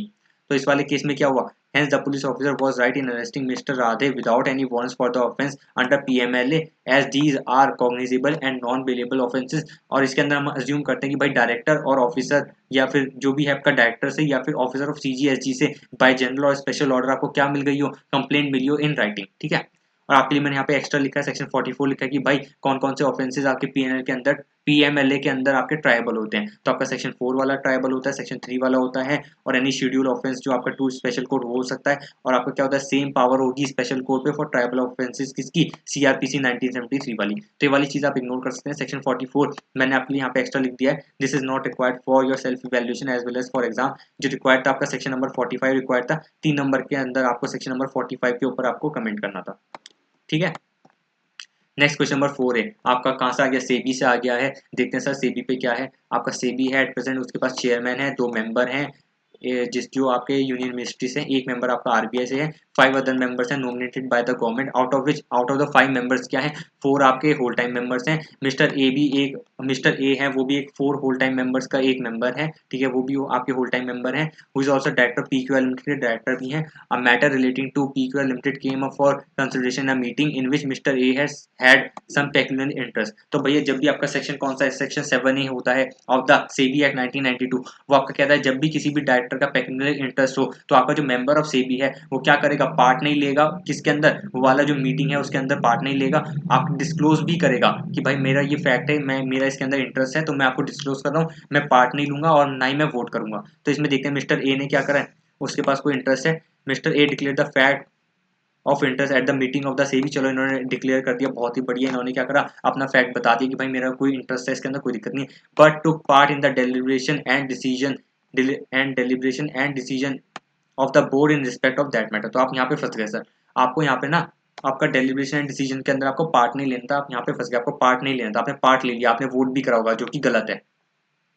Out of the total 9 members, including chairman, who were present in the meeting, 5 members, including the chairman and Mr. A, both are in strong support। अच्छा, 5 member support में हैं जिसके अंदर chairman भी और mister A भी हैं, पर मिस्टर ए का वोट हमें नहीं लेना पड़ेगा। मिस्टर ए आप वोट ही नहीं कर सकते थे। तो 5 मेंबर्स के अंदर मिस्टर ए का वोट रहा हो तो मतलब 4 मेंबर्स जो आपके वोट इन फेवर कर रहे हैं, और बाकी रिमेनिंग कितने मेंबर्स हैं, रिमेनिंग 4 मेंबर हैं वो आपके वोट अगेंस्ट कर रहे हैं। तो ये तो इक्वालिटी ऑफ वोट्स हो गया। तो जब भी इक्वालिटी ऑफ वोट्स होता है तो आपका सेक्शन 7 ऑफ सेबी एक्ट 1992 कहता है कि भाई आपके पास चेयरमैन के पास सेकंड और कास्टिंग वोट अवेलेबल होगा। जब भी इक्वालिटी ऑफ वोट्स हो जाएंगे तो आपका चेयरमैन आप अपना कास्टिंग वोट एक्सरसाइज करके मैटर को अप्रूव करवा सकते हैं। और इस वाले केस के अंदर चेयरमैन आपका क्या है, वोट इन फेवर कर रहा है, तो ऑब्वियसली वो अपना जो आपका सेकंड वोट कास्ट करेगा वो भी इन फेवर करेगा, तो आपका मैटर अप्रूव हो जाएगा। Referring to the provision of SEBI, आप क्या बताओ, एडवाइस करो कि भाई कैसे मैटर डिसाइड होगा, तो मैटर अप्रूव हो जाएगा क्योंकि चेयरमैन क्या करेगा, अपना कास्टिंग वोट एक्सरसाइज करेगा। और आपका आंसर अगर डिफरेंट होगा, अगर मिस्टर ए पार्ट टाइम मेंबर है या नॉट होल टाइम मेंबर है, तो हमें क्या पता है, हमारा आंसर सेम रहेगा। क्यों? क्योंकि हमें पता होता है आपका सेक्शन 4 ऑफ सेबी एक्ट 1992 के अंदर लिखा होता है कि आपको एटलीस्ट 3 होल टाइम मेंबर्स होने चाहिए, और इस वाले केस में 4 होल टाइम मेंबर्स हैं। अगर मिस्टर ए पार्ट टाइम भी हो गया तब भी कोई दिक्कत नहीं है, क्योंकि मेरे पास तब भी 3 होल टाइम मेंबर रहेंगे और सेक्शन 4 की कंडीशंस भी कंप्लाई हो जाएंगी। तो मेरा आंसर सेम रहेगा, अगर mister A whole time member हो या पार्ट टाइम मेंबर हो, मुझे कोई फर्क नहीं पड़ता। किसी भी मेंबर का अगर इंटरेस्ट हो गया किसी भी अदर कंपनी के मैटर के अंदर, तो आपको क्या करना पड़ेगा, आपको डिस्क्लोज करना पड़ेगा, और आपको क्या करना पड़ेगा, पार्ट भी नहीं लेना जब भी वो उस कंपनी का जो मैटर है वो डिसीजन उसका लिया जा रहा हो। तो ठीक है, ये वाली चीज है। सेक्शन 7 लिखा है कि भाई जब भी इक्वालिटी ऑफ वोट होंगे तो चेयरमैन के पास सेकंड और कास्टिंग वोट है। और सेक्शन 7 ई के अंदर क्या लिखा है, मेंबर जो डायरेक्टर है किसी कंपनी में और उसका पेक्युलर इंटरेस्ट भी है इन एनी मैटर, तो क्या करोगे, आप डिस्क्लोज करोगे, जो कि मिस्टर ए ने भी करा था। और about the nature of his interest at such meeting and such disclosure shall be recorded in the proceeding of the board and the member shall not take part in the deliberations और decision of the board with respect to that matter. तो mister A ने क्या करा था, disclose तो करा था, but इन्होंने पार्ट ले लिया था, जो कि बिल्कुल गलत। बिल्कुल ही गलत है। और सेक्शन 4 के अंदर क्या लिखा है, इन्होंने बताया कि भाई सेबी के अंदर क्या क्या कॉम्पोजिशन होती है कि भाई चेयरमैन होना चाहिए, 2 मेंबर होने चाहिए, 1 मेंबर आपका आरबीएस होना चाहिए, 5 मेंबर्स होने चाहिए जिसके अंदर एटलीस्ट 3 होल टाइम। तो मैंने सिर्फ एटलीस्ट 3 होल टाइम की वजह से आपका सेक्शन 4 लिखा है, ठीक है। तो इन्होंने यहाँ पे थोड़ा लिखा प्रेजेंट केस क्या था कि भाई आपके 9 मेंबर से 5 including chairman and mister A vote in favour कर रहे हैं, 4 वोट इन अगेंस्ट कर रहे हैं। तो आपको पता है मिस्टर ए तो पार्ट ले नहीं सकता, तो मिस्टर ए का वोट हटाओ तो आपके बचे कौन, 4 मेंबर्स बचे जिसके अंदर चेयरमैन भी हैं, उनके वोट इन फेवर हो गए। 4 बचे जिनका क्या अगेंस्ट में वोट है, तो इक्वालिटी ऑफ वोट्स हो गई। तो जैसी इक्वालिटी वोट्स हुई तो चेयरमैन क्या करेगा, सेकंड और कास्टिंग वोट अपना एक्सरसाइज करेगा। और यहाँ वाले केस में चेयरमैन क्या कर रहा था, अप्रूव कर रहा था वोट को। आपका जो मेन जो चेयरमैन का वोट था वो अप्रूवल के लिए था, वोट इन फेवर था, तो वो सेकंड और कास्टिंग वोट भी फेवर में ही अप्रूव करेगा। तो क्या होगा, आपका मैटर अप्रूव हो जाएगा क्योंकि टोटल वोट्स आपके 5 हो जाएंगे और मिस्टर ए का वोट हमें लेना ही नहीं है। फर्दर जो हमने देखा कॉम्पोजिशन ऑफ बोर्ड एज पर सेक्शन 4 क्या होता है उसके अंदर 4 होल टाइम मेंबर्स होने चाहिए, और मतलब 4 नहीं, आपके एटलीस्ट 3 होल टाइम मेंबर्स होने चाहिए। और इस वाले केस के अंदर 4 होल टाइम मेंबर्स हैं। अगर मिस्टर ए पार्ट टाइम मेंबर भी होता तो कोई दिक्कत नहीं होती, हमारे पास तब भी 3 होल टाइम मेंबर्स वाली कंडीशन फुलफिल हो जाती है and the decision of the matter would have remain unchange. तो आपको क्या करना था, आपको सेक्शन 7 और 7 ही तो लिखना ही था। आपको सेक्शन 4 आप क्या चाहे तो लिख सकते थे, अदरवाइज आप क्या कर सकते थे, आपको ये चीज लिखनी थी आपकी कि 3 होल टाइम मेंबर्स होने चाहिए। और इस वाले केस में अगर मिस्टर ए अगर पार्ट टाइम भी होता तो कोई दिक्कत नहीं है, आप हमारे 3 होल टाइम वाले मेंबर्स की कंडीशन भी फुलफिल हो जाती और मैटर जो है आपका डिसीजन सेम रहता। आपका क्वेश्चन 4 बी क्या कहता है, you are the compliance officer हैं, आप सेबी एलओडी रेगुलेशन के अकॉर्डिंग बताओ क्या क्या रिपोर्टिंग टाइमलाइंस होंगी विद स्टॉक एक्सचेंजेस। तो सिंपल है भाई, आपका क्या है, change in capital structure of the listed company exceeding 2% of total paid up share capital. आप देखो पूरा सेबी एलओडीआर होता है, इन्होंने भाई रेगुलेशन तो पूछी नहीं, रेगुलेशन के अंदर टाइमलाइन पूछा कि भाई ये मैटर्स हैं, बताओ कब कब रिपोर्ट करेंगे स्टॉक एक्सचेंज को। तो ऐसे इन्होंने पेपर थोड़ा मुश्किल बनाने की कोशिश करी। तो ये तो आपको पता है विदिन 10 डेज करना होता है, आपको रेगुलेशन 31 लिखा है, 10 डेज आपको रिपोर्ट करना होता है, आपको किसको, स्टॉक एक्सचेंज को, of any capital restructuring of the listed entity resulting in a change exceeding 2% of the total paid up share capital, ठीक है। नेक्स्ट में क्या प्रपोजल फॉर बायबैक है, तो आपके at least 2 working days in advance होना चाहिए। तो रेगुलेशन 29 लिखी है, क्या लिखा है कि at least 2 working days in advance होना चाहिए excluding the date of intimation and the date of meeting. Third है आपका change in contents of the listed company website, तो आपको 2 वर्किंग डेज में करना होता है, ठीक है। रेगुलेशन 46 लिखिए, आपको 2 working days from the date of such change in in content, ठीक है, वेबसाइट पे आपको प्लेस करना पड़ेगा। रिकॉर्ड डेट और date of closure of transfer book, तो आपको विदिन 7 डेज करना होता है, वो लिखा होगा 7 वर्किंग डेज। रेगुलेशन 42 के अंदर लिखा है कि भाई नोटिस करना पड़ेगा in advance of at least 7 working days excluding the date of intimation and record. और अगर किसी डिक्लेरेशन ऑफ डिविडेंड्स का है तो उसका क्या करना पड़ेगा, एटलीस्ट 5 वर्किंग डेज करना पड़ेगा, ठीक है, एटलीस्ट 5 वर्किंग डेज। नेक्स्ट आपका 4C क्या है, मिस्टर राजेश, अच्छा राजेश जी 2 बार आ गए हैं हमारे दिसंबर 2021 एग्जाम में, क्या बात। Seeks your expert advice for reporting compliance in respect of the receiving of the following. आपको क्या करना पड़ेगा, फॉरेन कंट्रीब्यूशन वगैरह इन्हें मिल रहा है, 2 केस हैं, बताओ। Foreign contribution from his brother who stays in Singapore to the extent of rupees 12,20,000 in a financial year. तो आप ले सकते हो सर, आप रिलेटिव से ले सकते हो। आपका सेक्शन 4 आपका जो आपका FCR है वो बोलता है कि आप रिलेटिव से कोई भी आप फॉरेन कंट्रीब्यूशन ले सकते हो, कोई दिक्कत वाली बात नहीं है। बट आपका रूल 6 क्या बोलता है कि आपका जब भी 1 लाख से आप रिलेटिव से फॉरेन कंट्रीब्यूशन ले रहे हो तो आपको CG को इंटीमेट करना पड़ेगा विदिन 30 डेज। और सबसे पहले ब्रदर क्या रिलेटिव होता है, ब्रदर रिलेटिव होता है आपका section 2 clause 1 sub clause are के अंदर ऑफ FCRA एक्ट 2010 के अंदर लिखा है रिलेटिव की डेफिनेशन क्या होगी। रिलेटिव की डेफिनेशन वही होगी जो आपकी 2 क्लॉज 41 ऑफ कंपनीज एक्ट 1956 में लिखी है, जो कि अब आपका 2 clause 77 of the companies act 2013 है। और 2 clause 77 of the companies act 2013 क्या कहता है, उसके अंदर आपके रिलेटिव में कौन कौन आते हैं, मेंबर्स ऑफ HUF आते हैं, हस्बैंड वाइफ आते हैं, और यहाँ पे आपका जो है ब्रदर इंक्लूडिंग स्टेप ब्रदर भी कवर हो जाता है। तो रिलेटिव में आपका ब्रदर तो आ गया, तो कोई दिक्कत वाली बात नहीं है। और सेक्शन 4 क्या कहता है कि आपका any person can accept foreign contribution from his relative without any provision, तो आप रिलेटिव से ले सकते हो। और फर्दर रूल 6 में क्या लिखा है, जब जब भी आपका foreign contribution from any relative मिल रहा है तो आप in excess of rupees 1 lakh और equivalent thereof in a financial year from any of his relative, तो आपको क्या करना पड़ेगा, आपको CG को इन्फॉर्म करना पड़ेगा in form FC1 within 30 days from the date of receipt of such contribution. इस वाले केस में क्या हुआ, मिस्टर राजेश आपको 12,20,000 की फॉरेन कंट्रीब्यूशन मिल रही है अपने ब्रदर से, तो वो रिलेटिव है तो आप कोई दिक्कत नहीं, आप ले सकते हो। बट आपको साथ ही साथ ये 1 लाख से ज्यादा है तो आपको क्या करना पड़ेगा, CG को इन्फॉर्म करना पड़ेगा, inform FC1 within 30 days from the date of receipt of such contribution in electronic form, ठीक है। ये वाला कोई दिक्कत नहीं, आपका 2 नंबर का, दो नहीं शायद 1.5 मार्क्स, हाँ टोटल 3 मार्क्स का क्वेश्चन है, तो 1.5 मार्क्स का पास सिंपल सा क्वेश्चन था।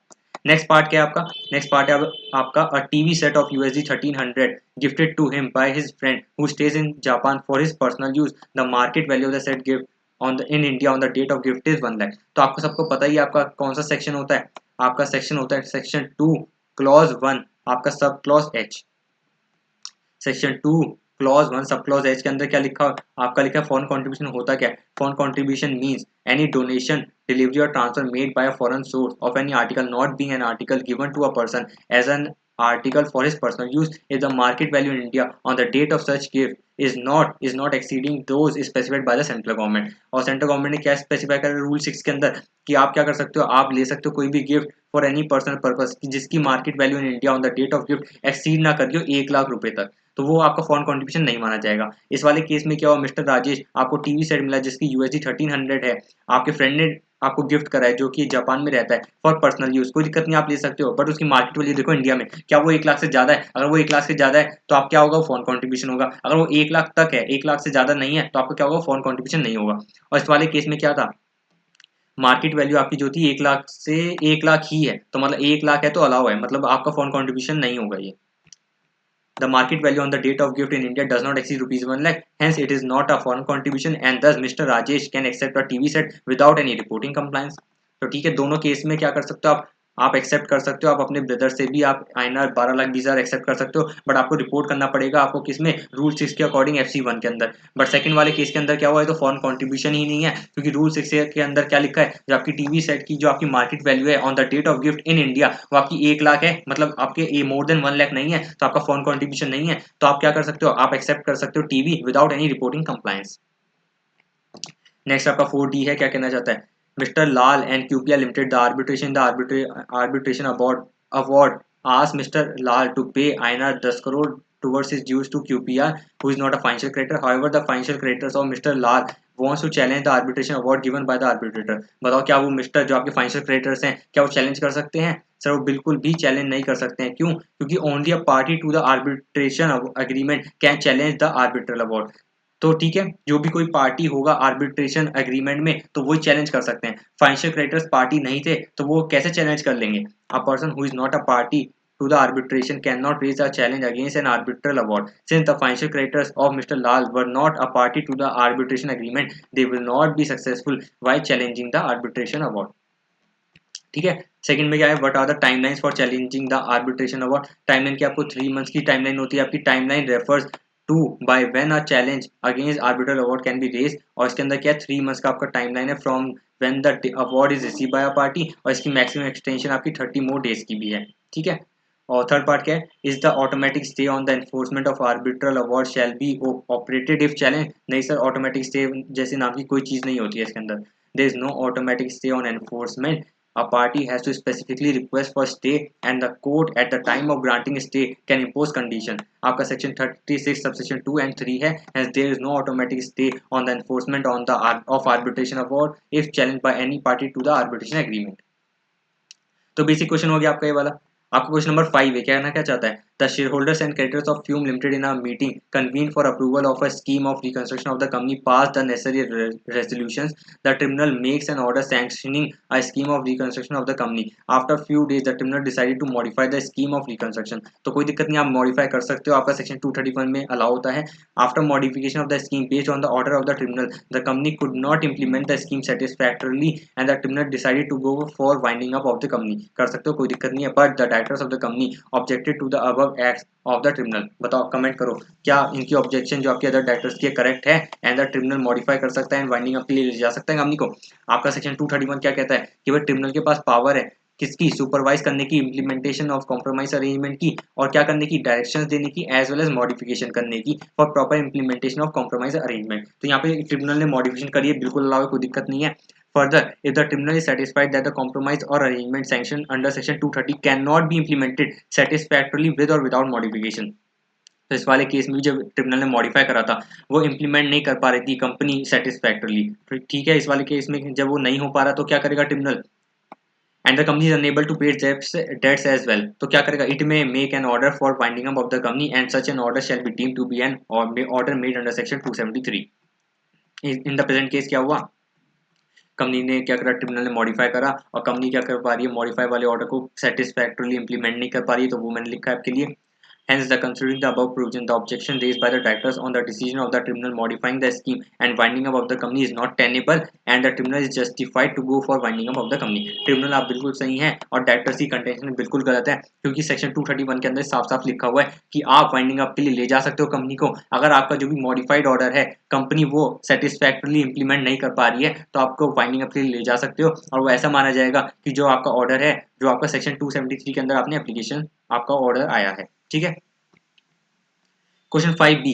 TIM Limited is undergoing CIRP under the jurisdiction of NCLT. During CIRP, the resolution professional needs assistance of the district collector due to non-cooperation from the directors of TIM Limited to take control of all books of all property, books of account, other documents, and has approached NCLT Delhi regarding this matter. In the meanwhile, TIM Limited applied with High Court objecting the assistance from the district collector. Referring to the provision of Companies Act 2013, बताओ sir 2013 का जो आपका companies act section आपका कौन सा है, आपका section है 429 ऑफ द कंपनीज एक्ट 2013। वो क्या कहता है, ट्रिब्यूनल आप क्या कर सकते हो, डिस्ट्रिक्ट कलेक्टर से, चीफ जुडिशियल मजिस्ट्रेट से या चीफ मेट्रोपॉलिटन मजिस्ट्रेट से रिक्वेस्ट कर सकते हो राइटिंग में, जिसके पास उनकी जुरिस्डिक्शन है सच property, books of account, other documents की, और ऑफ a corporate person under the set code. मतलब आईबीसी के अंदर जो आपका कॉर्पोरेट पर्सन है उसकी जहाँ पे वो सिचुएटेड हो रहा है, तो वहाँ के डिस्ट्रिक्ट कलेक्टर से आप क्या ले सकते हो, पोजेशन ले सकते हो सारी प्रॉपर्टी का, बुक्स ऑफ अकाउंट्स का, अदर डॉक्यूमेंट्स का। And the chief metropolitan magistrate, chief judicial magistrate और the district collector as the case may be shall on such request being made क्या करेगा, टेक पोजेशन लेगा उस वाली प्रॉपर्टी को और कहाँ आप ट्रिब्यूनल को एंट्रस्ट कर देगा, मतलब ट्रिब्यूनल को दे देगा। तो इस वाले केस में क्या हुआ, इन्होंने क्या करा, इन्होंने मांगा, किसने मांगा, जो आपके रेजोल्यूशन प्रोफेशनल थे वो डिस्ट्रिक्ट कलेक्टर से मांग रहे थे क्या कि भाई मुझे प्रॉपर्टी वगैरह चाहिए, उसकी प्रॉपर्टी का कंट्रोल चाहिए, तो वो कर सकते हैं अप्रोच। और यहाँ पे जो किसकी कंटेंशन है, यहाँ पे कौन कर रहा था, टिम लिमिटेड। हाँ, टिम लिमिटेड ने अप्लाई करा है हाई कोर्ट को कि ऑब्जेक्ट कर रहा है टिम लिमिटेड, तो टिम लिमिटेड आप ऑब्जेक्ट नहीं कर सकते क्योंकि रेजोल्यूशन प्रोफेशनल के पास पूरी पूरी पावर है सेक्शन 429 के तहत कि आप बिल्कुल डिस्ट्रिक्ट कलेक्टर की आप असिस्टेंट ले सकते हैं। फर्दर सेक्शन 430 में भी क्या लिखा है कि भाई सिविल कोर्ट जो भी है एंटरटेन नहीं करेगा कोई भी सूट और प्रोसीडिंग को of in respect of any matter जो ट्रिब्यूनल ने लिए हैं या फिर जिनका एक्शन लिया गया है या टेकन और to be taken in person of any power confirmed by or under this act or any other law for the time being enforced by the tribunal or appellate tribunal। इस वाले case में क्या हुआ, Tim limited applied with the high court objecting the assistance from the district collector, but the high court has no power to question the act of district collector as it is made pursuant to the order of the act of the tribunal NCLT। तो आप high court पे नहीं जा सकते, high court के पास कोई power नहीं है। फर्दर जो भी आपके रजिस्टर्ड प्रोफेशनल ने आपके डिस्ट्रिक्ट कलेक्टर से असिस्टेंस लिया वो बिल्कुल सही है, कोई दिक्कत वाली बात नहीं है। अब यहाँ पे कंफ्यूजन ये हो गई, क्वेश्चन सीआईआरपी का है और सेम प्रोविजन आपके कहाँ पे लिखे हैं, आपके आपके आईबीसी इंस्टॉलमेंसी बैंक्रप्सी कोड 2016 के अंदर भी लिखे हैं। तो मैंने आपके लिए आईबीसी के प्रोविजंस भी लिख दिए हैं, बट यहाँ पे इन्होंने कंपनीज एक्ट 2013 के अकॉर्डिंग आंसर मांगा था, तो मैंने आपके लिए फर्स्ट प्रायोरिटी आपके लिए कंपनीज एक्ट 2013 वाले प्रोविजंस की लिखी है। और अल्टरनेटिवली इसका आंसर आईबीसी के अकॉर्डिंग भी बन सकता है, माइट भी क्या पता आगे वाले एग्जाम में वो आईबीसी के अकॉर्डिंग आंसर मांगने लग जाए। दिसंबर 2021 में इन्होंने कंपनीज एक्ट के अकॉर्डिंग आंसर मांगा था, फॉर फ्यूचर एग्जाम्स में वो क्या पता आईबीसी के अकॉर्डिंग आंसर मांगे। तो आईबीसी के अकॉर्डिंग क्या है, एज पर सेक्शन 17 है, वो क्या कहता है कि भाई रेजोल्यूशन प्रोफेशनल जो आपका होता है इंटरिम रेजोल्यूशन प्रोफेशनल आईआरपी जिसे हम बोलते हैं, वो क्या करेगा, सारी बुक्स ऑफ अकाउंट्स लेगा, अदर रेलेवेंट डॉक्यूमेंट्स लेगा, सारे एक्शन लेगा, और क्या कर सकता है वो किसी की असिस्टेंस भी ले सकता है, डिस्ट्रिक्ट कलेक्टर उसके अंदर कवर होगा, डिस्ट्रिक्ट कलेक्टर की असिस्टेंट ले सकता है for taking control over all the property, books of account और other documents, and the district collector can not deny to the request of NCLT. और सेक्शन 60 के अंदर क्या लिखा है, एनसीएलटी जो होता है आपका वो क्या होता है, डबल ए मतलब एडजुडिकेटिंग अथॉरिटी होता है। और सेक्शन 61 में क्या लिखा है कि आपका जो एनसीएलटी होता है वो आपका क्या होता है, एपलेट अथॉरिटी होता है। सेक्शन 62 के अंदर क्या लिखा है, जो भी आपकी अपील होगी against the order of NCLT वो फाइल होगी सुप्रीम कोर्ट पे, वो भी on the question of law arising out of such order with in 45 days. तो मतलब हाई कोर्ट का तो कोई रोल ही नहीं है, हाई कोर्ट आप जाओ, आपका कोई यहाँ पे काम नहीं है आईबीसी के अंदर। In the present case Tim limited applied with high court objecting the assistance from the district collector, but the High Court has no power to question the act of district collector, only NCLT and thereafter Supreme Court, और वो भी supreme court भी किस पे, question of law के ऊपर can question the act of district collector. तो इस वाले के अंदर आपके दोनों पॉसिबल आंसर्स थे। इंस्टीट्यूट ने जो हमारा दिसंबर 2021 में आंसर मांगा वो आपका मांगा कंपनीज एक्ट 2013 के अकॉर्डिंग। मैं आपके लिए हाईलाइट भी करता हूँ, इन्होंने आंसर मांगा है कंपनीज एक्ट 2013 के अकॉर्डिंग। तो आपको क्या करना है, आपको भी कंपनीज एक्ट 2013 के अकॉर्डिंग आंसर लिखना था। ऑल्दो इसका आंसर आईबीसी के अकॉर्डिंग भी बन सकता है, तो मैंने आपके लिए ऑल्टरनेटिव आंसर लिख दिया है, बट ये आपको आंसर अभी आपके सेल्फ इवैल्यूएशन में काम नहीं आने वाला है, ये आपके May 22 एग्जाम्स जो आपके आने वाले हैं और उससे आगे वाले जो आपके एग्जाम्स हैं उसके लिए रेलेवेंट है कि माइट भी फ्यूचर एग्जाम में वो कंपनीज एक्ट 2013 ना मांग के यहाँ पे आईबीसी के अकॉर्डिंग आंसर मांगेगा, तब आपका ऑल्टरनेटिव वाला आंसर जो है वो आपका रोल में आ जाएगा और आपको आईबीसी 2016 के अकॉर्डिंग आपका आंसर लिखना पड़ेगा। अभी इन्होंने कंपनीज एक्ट 2013 के अकॉर्डिंग अपना आंसर दिया है, तो हमें ये वाला आंसर अभी प्रायोरिटी है on the basis of question paper, और आगे आपका जो आंसर है आप ये वाला भी आप फॉलो कर सकते हैं फॉर योर अपकमिंग एग्जामिनेशन अगर उन्होंने आईबीसी के अकॉर्डिंग मांगा तो। ठीक है सर। क्वेश्चन 5C क्या है, मिस्टर खुश हैं वो ऑपरेशन क्रिएटर हैं, उन्होंने फाइल करी है एडजुडिकेटिंग अथॉरिटी एनसीएलटी दिल्ली को कि भाई सीआईआरपी इनिशिएट करवाओ against mister M, the application accept कर ली है ट्रिब्यूनल ने, और क्या करा एनसीएलटी ने क्या करा है, NCLT Delhi approve mister Ajay कि भाई अजय आप क्या बन जाओ आईआरपी बन जाओ किसके, एम लिमिटेड के। After the appointment mister Ajay issue करा है उन्होंने पब्लिक अनाउंसमेंट 12 जुलाई को करी है और आपकी सीआईआरपी प्रोसेस स्टार्ट हो गया है, call for submission of claim start कर दी है, और 20 जुलाई को क्या हुआ इनकी COC committee of creditor constitute हो गई है। देर आफ्टर मिस्टर कुछ को ध्यान आया कि नहीं यार मुझे अपनी एप्लीकेशन विड्रॉ करनी है under section 12 of the IBC 2016। अब मिस्टर अजय क्या है मना कर रहे हैं कि भाई आपकी विड्रॉल एप्लीकेशन नहीं हो सकती क्योंकि आपकी सीओसी कॉन्स्टिट्यूट हो चुकी है। आप बताओ कंटेंशन ऑफ मिस्टर अजय सही है, क्या मिस्टर अजय राइट है in denying mister Kush to file a withdrawal application with NCLT under section 12 of the insolvency in bankruptcy code 2016? बिल्कुल ही गलत मिस्टर अजय, आप बिल्कुल गलत हैं, क्योंकि जब आपकी सीओसी कॉन्स्टिट्यूट हो जाती है उसके बाद भी आपकी एप्लीकेशन विड्रॉल के लिए जा सकती है। क्या हाँ कैसे जा सकती है, आपको 90% वोटिंग शेयर सीओसी, आपको क्या सीओसी के 90% वोटिंग शेयर से आप अप्रूव करवा लीजिए, तो उसका प्रोविजन मैंने आपके लिए लिखा है सेक्शन 12 में। अगर आपका सीओसी कॉन्स्टिट्यूट नहीं होता तब आप क्या करो, आप रेजोल्यूशन प्रोफेशनल मतलब मिस्टर अजय के पास जाओ कि भाई मुझे विड्रॉ करनी है, और आपके अजय क्या करेंगे आगे आपकी फर्दर एप्लीकेशन फाइल करेंगे ट्रिब्यूनल को फॉर विड्रॉल। पर इस वाले केस में सीओसी कॉन्स्टिट्यूट हो गई, तो इस वाले केस में क्या करना पड़ेगा, an application for withdrawal made by the applicant जो कि है first shall be first considered by the COC within 7 days of its receipt. Such withdrawal application shall be approved by the COC with 90% voting share, upon which the resolution professional shall submit such withdrawal application along with the approval to the committee to the adjudicating authority on behalf of the applicant within 3 days. तो सबसे पहले वो वाली application जो है COC consider करेगी with in 7 days of its receipt और उसे अप्रूव करवाएगी विद 90% वोटिंग शेयर, और उसके बाद क्या करेगी विद इन 3 डेज आप क्या करोगे एग्जीक्यूटिंग अथॉरिटी को आप क्या कर दोगे फॉर अप्रूवल के लिए भेज दोगे। तो ये वाली चीज थी। After issue of expression of interest के लिए क्या करोगे सेम प्रोविजन है, बट रीजन भी साथ के साथ आपके लिखोगे, reason for justifying withdrawal of such invitation भी आप दोगे। ठीक है, इस वाले केस में हमारा बी वाला आ गया। टेकिंग इनटू कंसिडरेशन क्या है, आप क्या कर सकते हो, कंटेंशन जो है आपकी मिस्टर अजय की तो बिल्कुल गलत है, mister Ajay is not right in denying mister Kush to file a withdrawal application. क्यों, आप क्या कर सकते हो, मिस्टर अजय आपको क्या करना चाहिए था, सीओसी के पास आपको मैटर पुट करना चाहिए था जो कि विद इन 7 डेज आपका मैटर देखेगी क्या इस पे मुद्दा है, मतलब इस पे क्या विड्रॉ करना चाहिए या नहीं करना चाहिए, अब वो अप्रूव करेगी विद 90% वोटिंग शेयर, और उसके बाद आपको 3 दिन के अंदर आपको अप्रूवल के लिए भेजना है किसको, एनसीएलटी को। ठीक है, ये आपका मुद्दा था, तो आपका क्या हो गया, एनसी आपका मिस्टर अजय आप बिल्कुल ही गलत हैं। Would your answer differ in case committee of creditors is not constituted? Again हमारा आंसर डिफर नहीं करेगा, हमारा आंसर सेम रहेगा, क्योंकि अगर आपकी कमिटी ऑफ क्रेडिटर्स कॉन्स्टिट्यूट नहीं हुई है तो मिस्टर अजय अब आपको खुद ही एप्लीकेशन फाइल करनी पड़ेगी executing authority that is NCLT को, किसके लिए, विड्रॉल के लिए। यहाँ पे मैंने आपके लिए लिखा भी है, बिफोर कॉन्स्टिट्यूशन ऑफ सीओसी क्या करोगे, आईआरपी आपकी एप्लीकेशन फाइल करेगा एनसीईआरटी को फॉर विड्रॉल। तो यस मतलब आपका आंसर हमारा क्या रहेगा, सेम रहेगा, हमारा आंसर बिल्कुल भी डिफर नहीं करेगा। Would your answer differ, differ यहाँ पे आंसर तो हमारा डिफर नहीं करेगा, हमारा आंसर यहाँ पे नो है, हमारा आंसर यहाँ पे नो है, हमारा आंसर डिफर नहीं करेगा। When COC is not constitute यहाँ पे नो कर देना, यस नहीं है। The applicant shall make an application for withdrawal to the adjudicating authority through IRP. Since in the present case, Mr. Ajay is the interim revision professional, he should present the withdrawal application to the adjudicating authority for approval, and he is in no position to deny Mr. Kush for the withdrawal application with NCLT Delhi. कोई दिक्कत वाली बात नहीं है, हमारा answer change नहीं होगा, क्या होगा, अगेन आप विड्रॉल की एप्लीकेशन फाइल कर सकते हैं किसको, NCLT दिल्ली को। ठीक है, थर्ड वाले पार्ट में क्या, in all case scenarios the final order. अब थर्ड वाला क्वेश्चन क्या है, थर्ड वाला question who is the authority to pass the final order, तो आपको पता है एनसीएलटी है, उसमें क्या दिक्कत है, द अथॉरिटी एग्जीक्यूटिंग अथॉरिटी है जो कि आपकी कौन सी, एनसीएलटी दिल्ली है। ठीक है, तो ये वाला क्वेश्चन भी आपका सिंपल हो गया, एनसीएलटी दिल्ली आपकी एग्जीक्यूटिंग अथॉरिटी हो गई है, और मिस्टर अजय डिनाई नहीं कर सकते हैं, आपको 90% आपको सीओसी से अप्रूव करवाना पड़ेगा, और अगर आपका सीओसी अगर कॉन्स्टिट्यूट नहीं हुई है तो आपका आईआरपी आपको क्या करना पड़ेगा, आपको आईआरपी आपको करना पड़ेगा IRP आपको देना पड़ेगा, एप्लीकेशन देनी पड़ेगी। तो आंसर यहाँ पे एक काम करो, यस ही कर दो आप। मोर इम्पोर्टेंटली आपका यस नो से आपका यहाँ पे आंसर जज नहीं होगा, आपको यहाँ पे यस भी आप लिख सकते हो, क्योंकि फर्स्ट वाले से तो आंसर डिफरेंस ही है ना।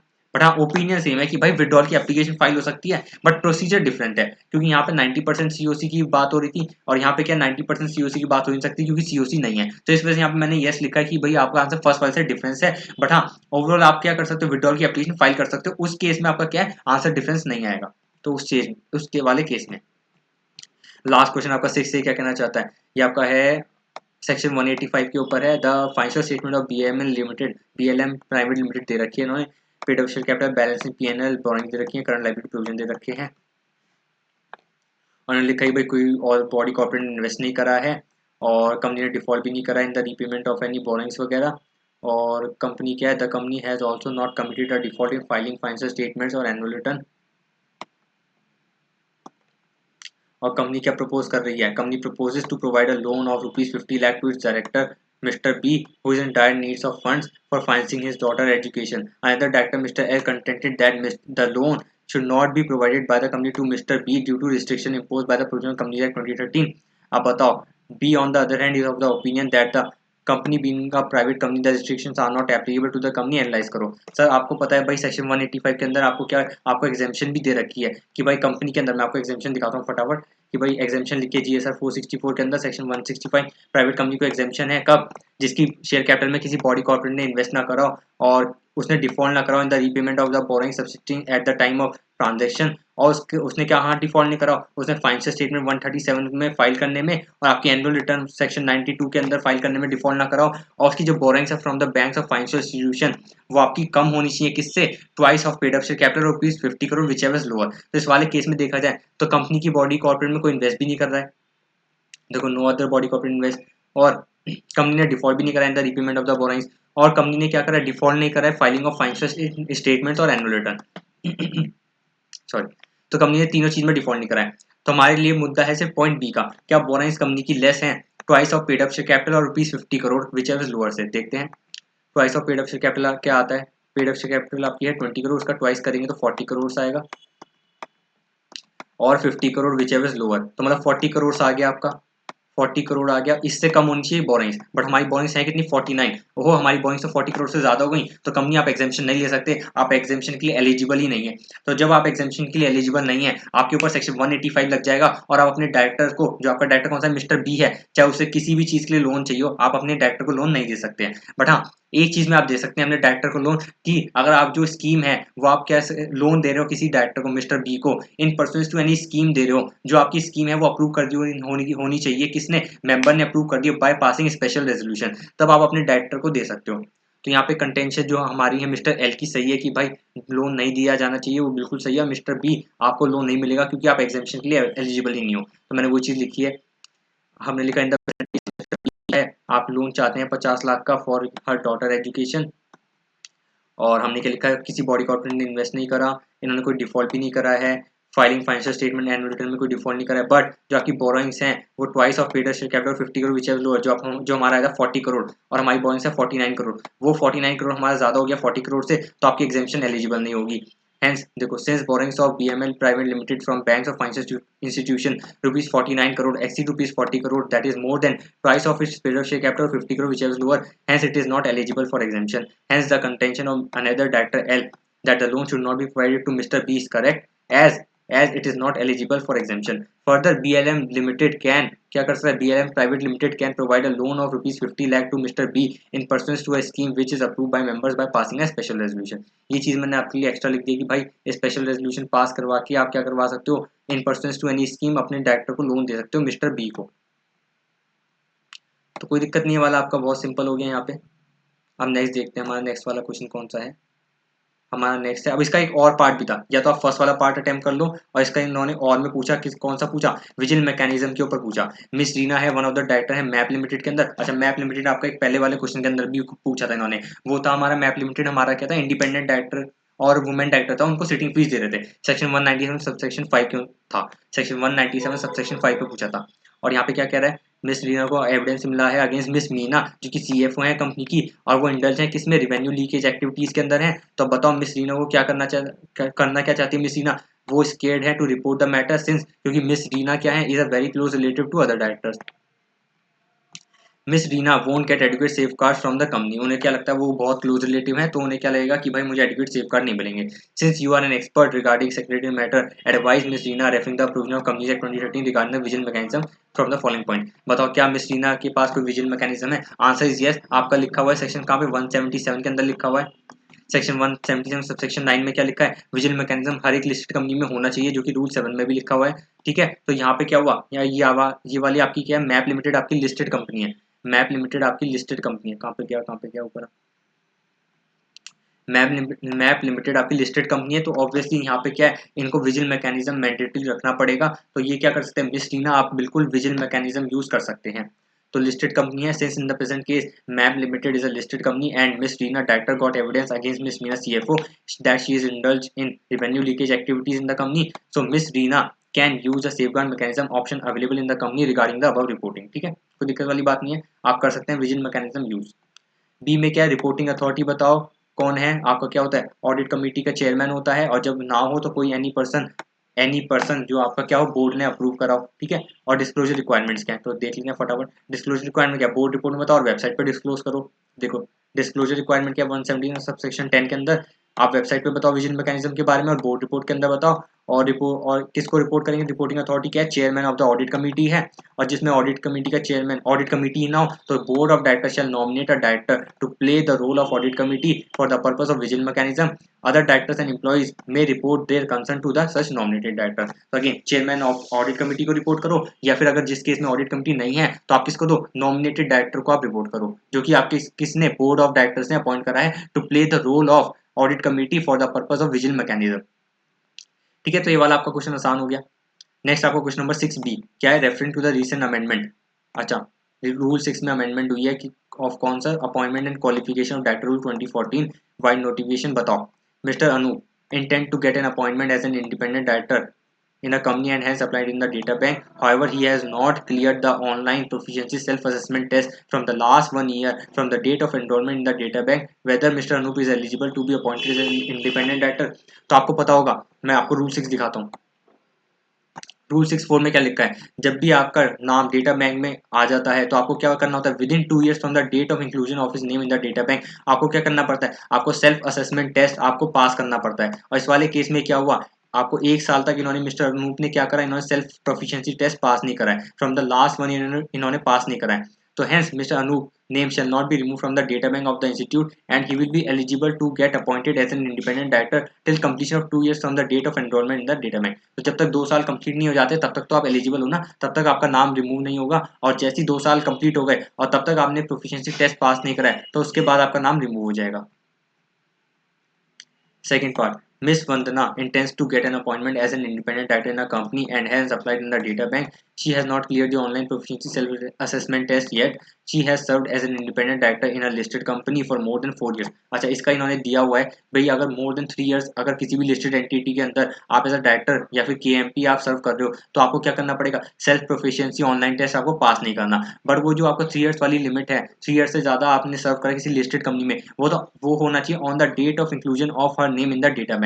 बट यहाँ पे अगर देखा जाए तो from the date of inclusion of her name in the data bank है, मतलब डेटा बैंक में जब नाम आया उसके बाद इन्होंने 4 साल अपने कंप्लीट करे हैं, but on the inclusion of her name in the data bank हमें वो लिमिट देखनी थी। तो हैंस मिस वंदना बताओ कि एलिजिबल है to be appointed as an independent director, बिल्कुल भी नहीं, उन्हें अपना प्रोफिशिएंसी टेस्ट पास करना पड़ेगा। As per proviso to Rule 6(4) of the company's appointment qualification director rule, क्या है, in an individual who shall not be required to pass the online proficiency self-assessment test when he has served for a total period of not less than 3 years as on the date of inclusion of his name in the data bank as a director or KMP।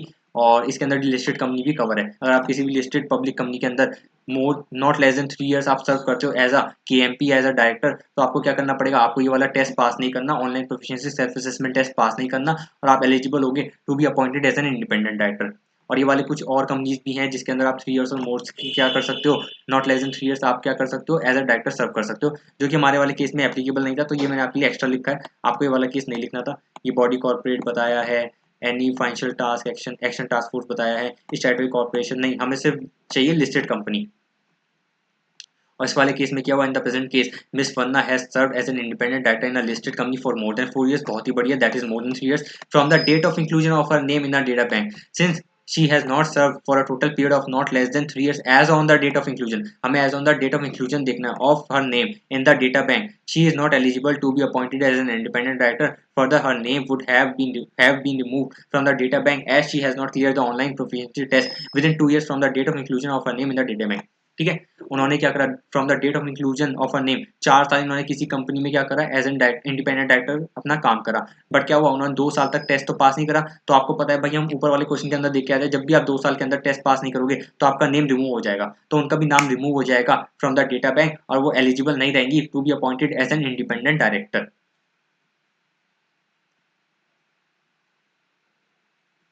ठीक है, यही है ना, तो कोई दिक्कत नहीं है।